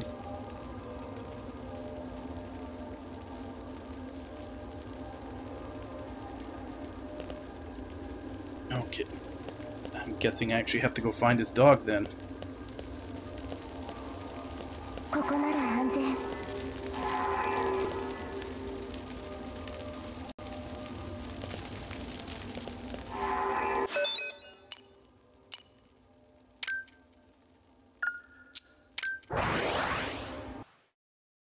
Yep, way too many.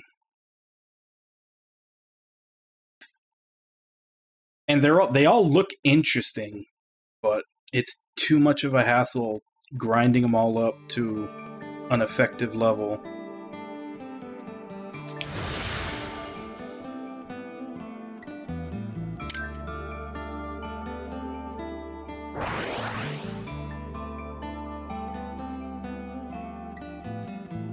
Unless you're willing to put in, you know, a whole bunch of hours just grinding them all up.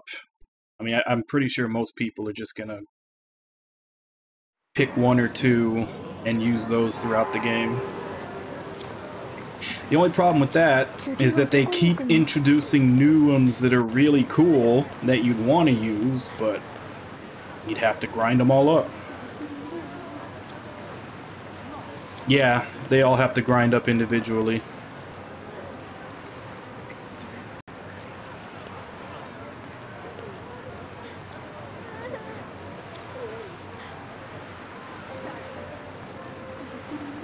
No. Your owner sent me to check up on you. どうした? So how do you want this to go, pup?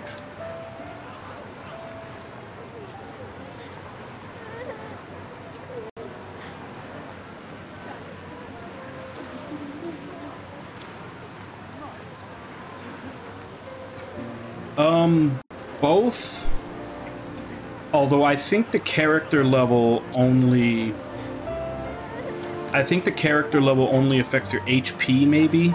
I don't know if it actually... I haven't looked too much into the stats.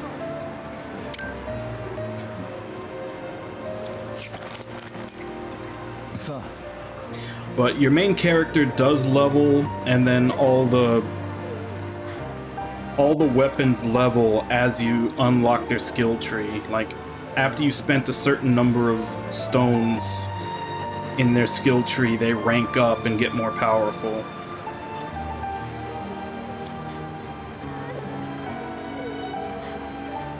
Like, the weapons are almost I guess kind of like the blades from Xenoblade 2, where it's like,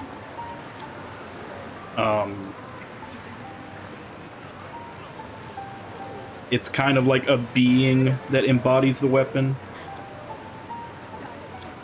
Hope that brings the boy peace.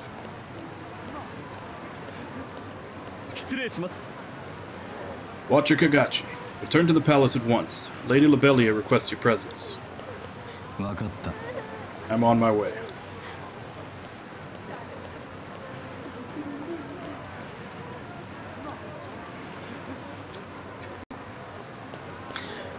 Yeah, the game's not horrible.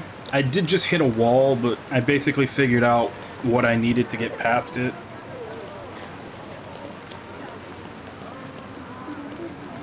It was...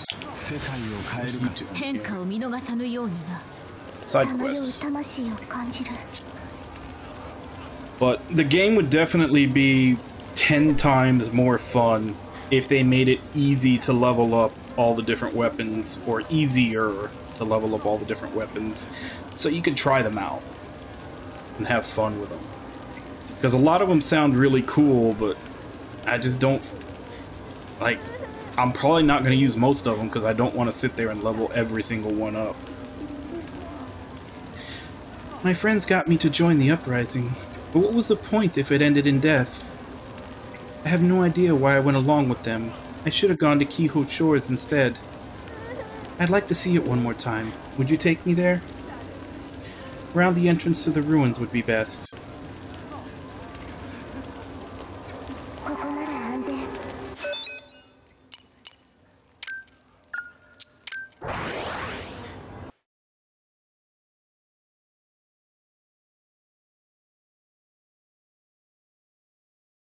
But I definitely like the story so far. Like, it kind of hinges upon their outlook on death. Like, they have a very strong belief in reincarnation to the point where they basically view that a lot of things are better. It's better off to die than to end up with regrets and stay as a ghost. Like, the very first story, which was in the demo, was basically like a kid dies, and because his parents miss him so much, he doesn't go on. So it basically ends with the Watchers also killing the parents so that they can go to be reincarnated along with the son. It's like weird choices like that throughout the game that they don't make a lot of sense the way we think about it, but the way this world does, it like they sound like normal choices to them. Like, I don't know if you noticed right there when I unhooked the dog, like one of the options was to kill the dog, which would normally seem super out of place when the little boy basically just asked us to let the dog go and take care of it. But in this game, you know, killing the dog so that it can go to the afterlife with the little boy so that neither of them end up as lost would make sense, but... So... Like, if anybody had noticed that part, it probably looked like it was kinda out of nowhere, but given a lot of things that have happened in this game, it kinda makes sense being there, but I still chose to just let the dog go.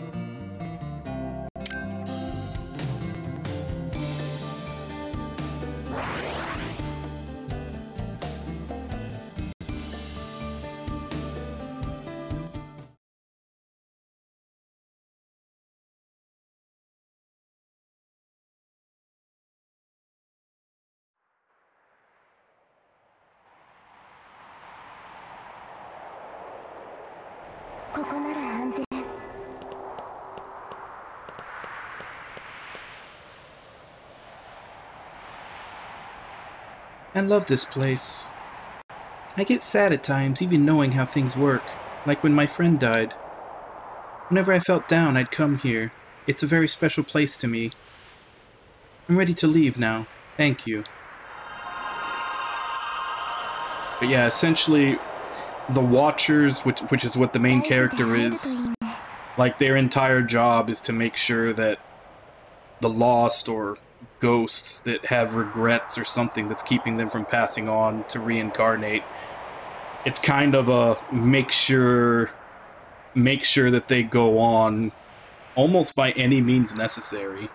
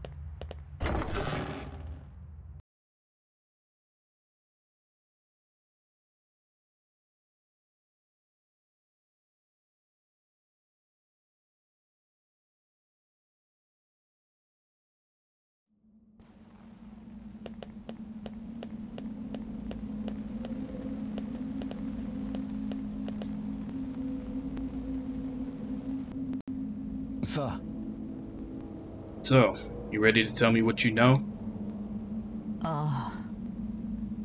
I wanted to turn my back on a life of want and seek more. Fame, fortune.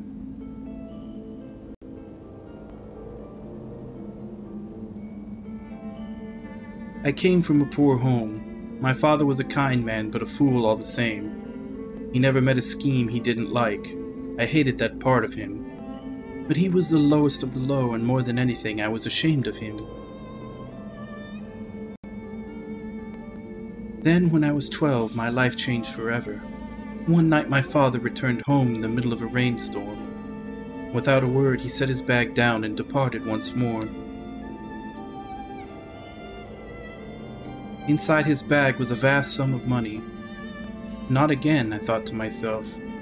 I was sure he'd gotten involved in the wrong side of yet another scheme. The story's interesting. It takes a different look at a lot of things.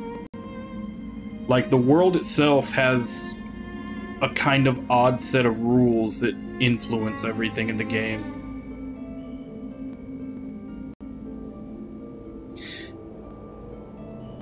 Like, that's kind of one of the main reasons why I'm playing through it, is because I want to see how the story goes.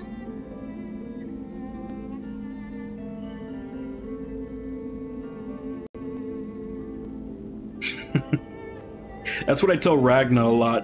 Ragna has a tendency to quit games if he doesn't like them right away. That's what I always tell him. Like, I'll tell him, like, I'm going to play a certain game next, and he'd be like, oh man, I quit that game, it wasn't any good.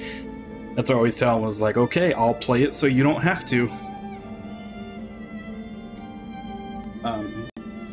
So that night when he returned, I murdered the pathetic man while offering him prayers for the afterlife. I can't recall if I was happy or sad as I did it.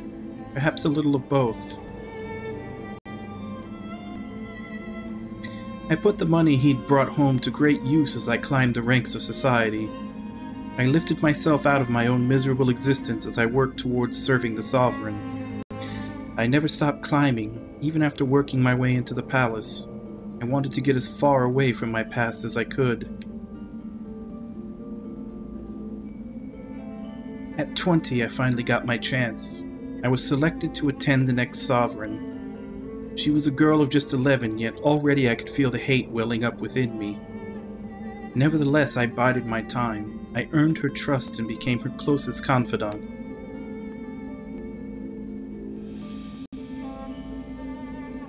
Then I came across a certain morsel of information, and I knew the time had come to act. I hatched a plot that would use the bloodline of the progeny against itself. I made up a story that the Sovereign, in a brazen play for more power, was using the Night Devil to terrorize the realm.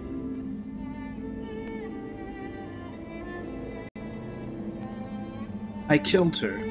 I had severed the bloodline and claimed the throne for my own.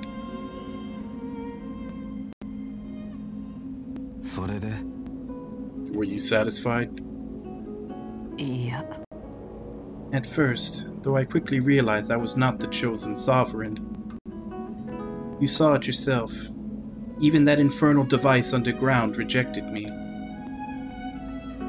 I haven't felt disgrace like that since I was a poor girl living in the gutters. Everything I'd done was in the name of self-preservation. I hadn't given thought to the importance of maintaining the bloodline. I had been a fool. Will the Night Devil destroy the realm? Yeah. I'm afraid he'll do worse. The Sovereign had another role I was unaware of, and by ending the bloodline, I've made that impossible. I believe that's why the Night Devil is here. The destruction began the moment I set in motion my plot to assume the throne. Nani? What do you mean? Sora. Can't you hear it? The wretched voice reverberating throughout the land. That is the kingdom's death rattle. We may well stop the Night Devil, but the realm is already lost. Maybe it is. We may not have anyone if the progeny's blood is to assume the throne, but there's nothing we can do about that now. We need to focus on what we can do. You're right. So what's your plan? I haven't a clue. Though, if you'll allow it, I'd like to pray for the people of the realm as they cross over. For my child, that is. And you? Do you have a plan? それは I have to deal with the Night Devil, whether I save the realm or not. そうだ。 How will you manage that?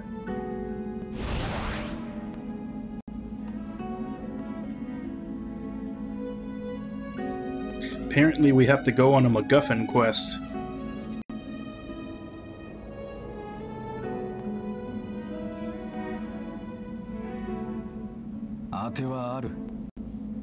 I have some credible information. そうか。 I see. この国は Following the precepts of reincarnation has twisted the hearts of your people. The realm as you know it may never return, so it must be laid to rest. For a long, long time. かもしれん。 Perhaps you're right. I imagine you'll be leaving immediately. There's no sense in waiting. ならば。 And I should tell you this. The Night Devil's name is Soju. He was the Sovereign's twin brother. 何 Sovereign had a twin. あ Indeed. He was disowned and expelled from the palace for no reason other than having shared a womb with his sister. And I know where he went. It's a small settlement you won't find on any map, but I'm sure it will be of great interest. わかった Yeah, that helps. Keep this up and you might become a decent sovereign. That is quite enough criticism.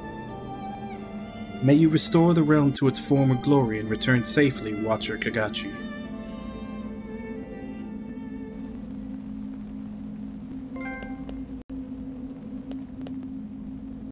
Holy crap, I had not been paying attention to the time.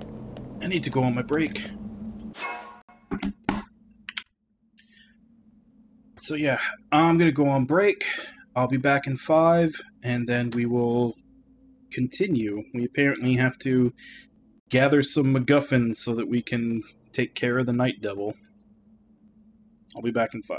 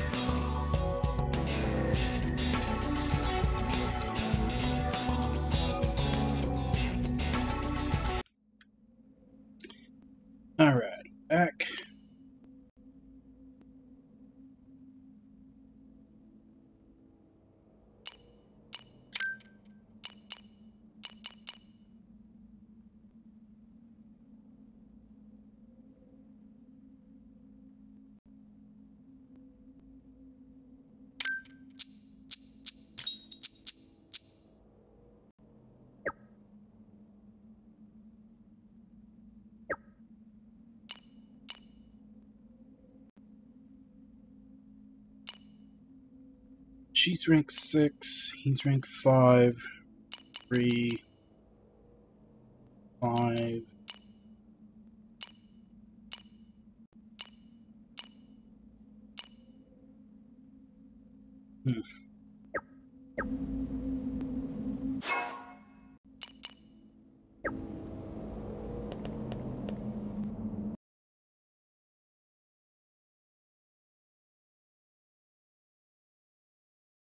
I kind of like the wolf, but he's not really useful to me at all at the level that he's at. I'd have to grind him up more. I just kind of like the fact that you're actually riding on the wolf when you bring him out.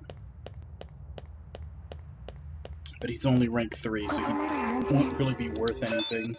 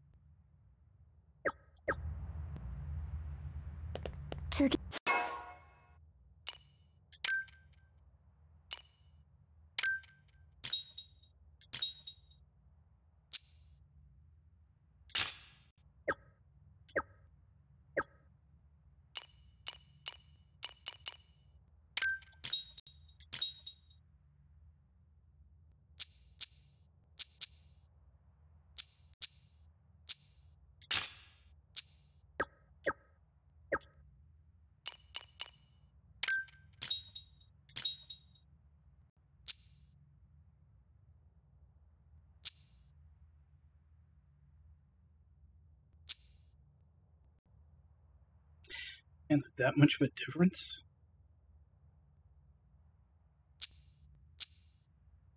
Because I think this should be the next tier up. It's 11 points lower because this one's upgraded.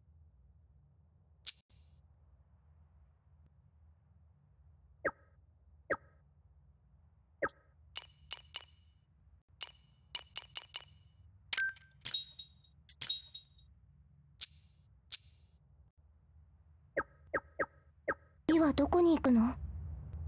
ここな。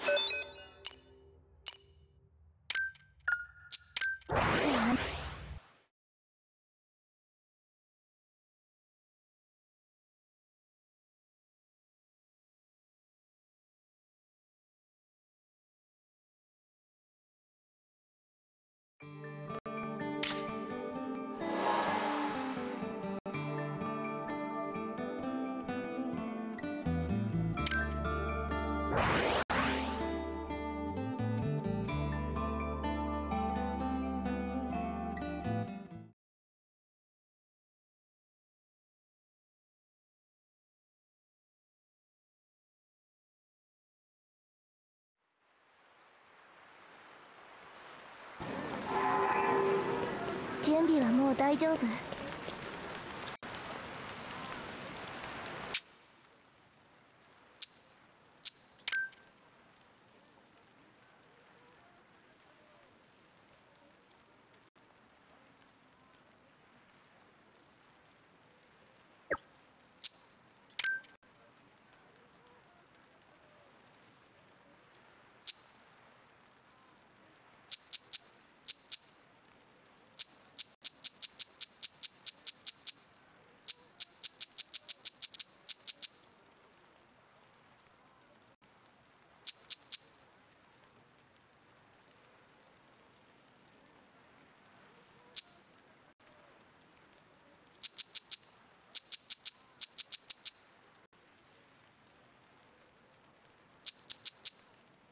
？That's right. Slots.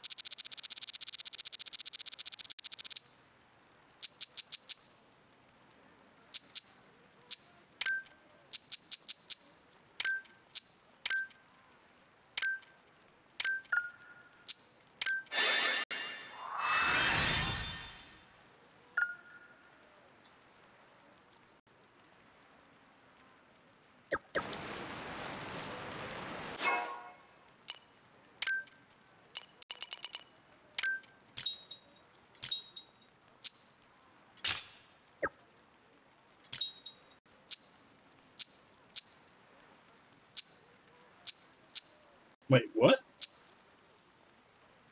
I thought this was supposed to be the next tier up, but they both have the exact same attack when they're upgraded. It's kind of a waste then.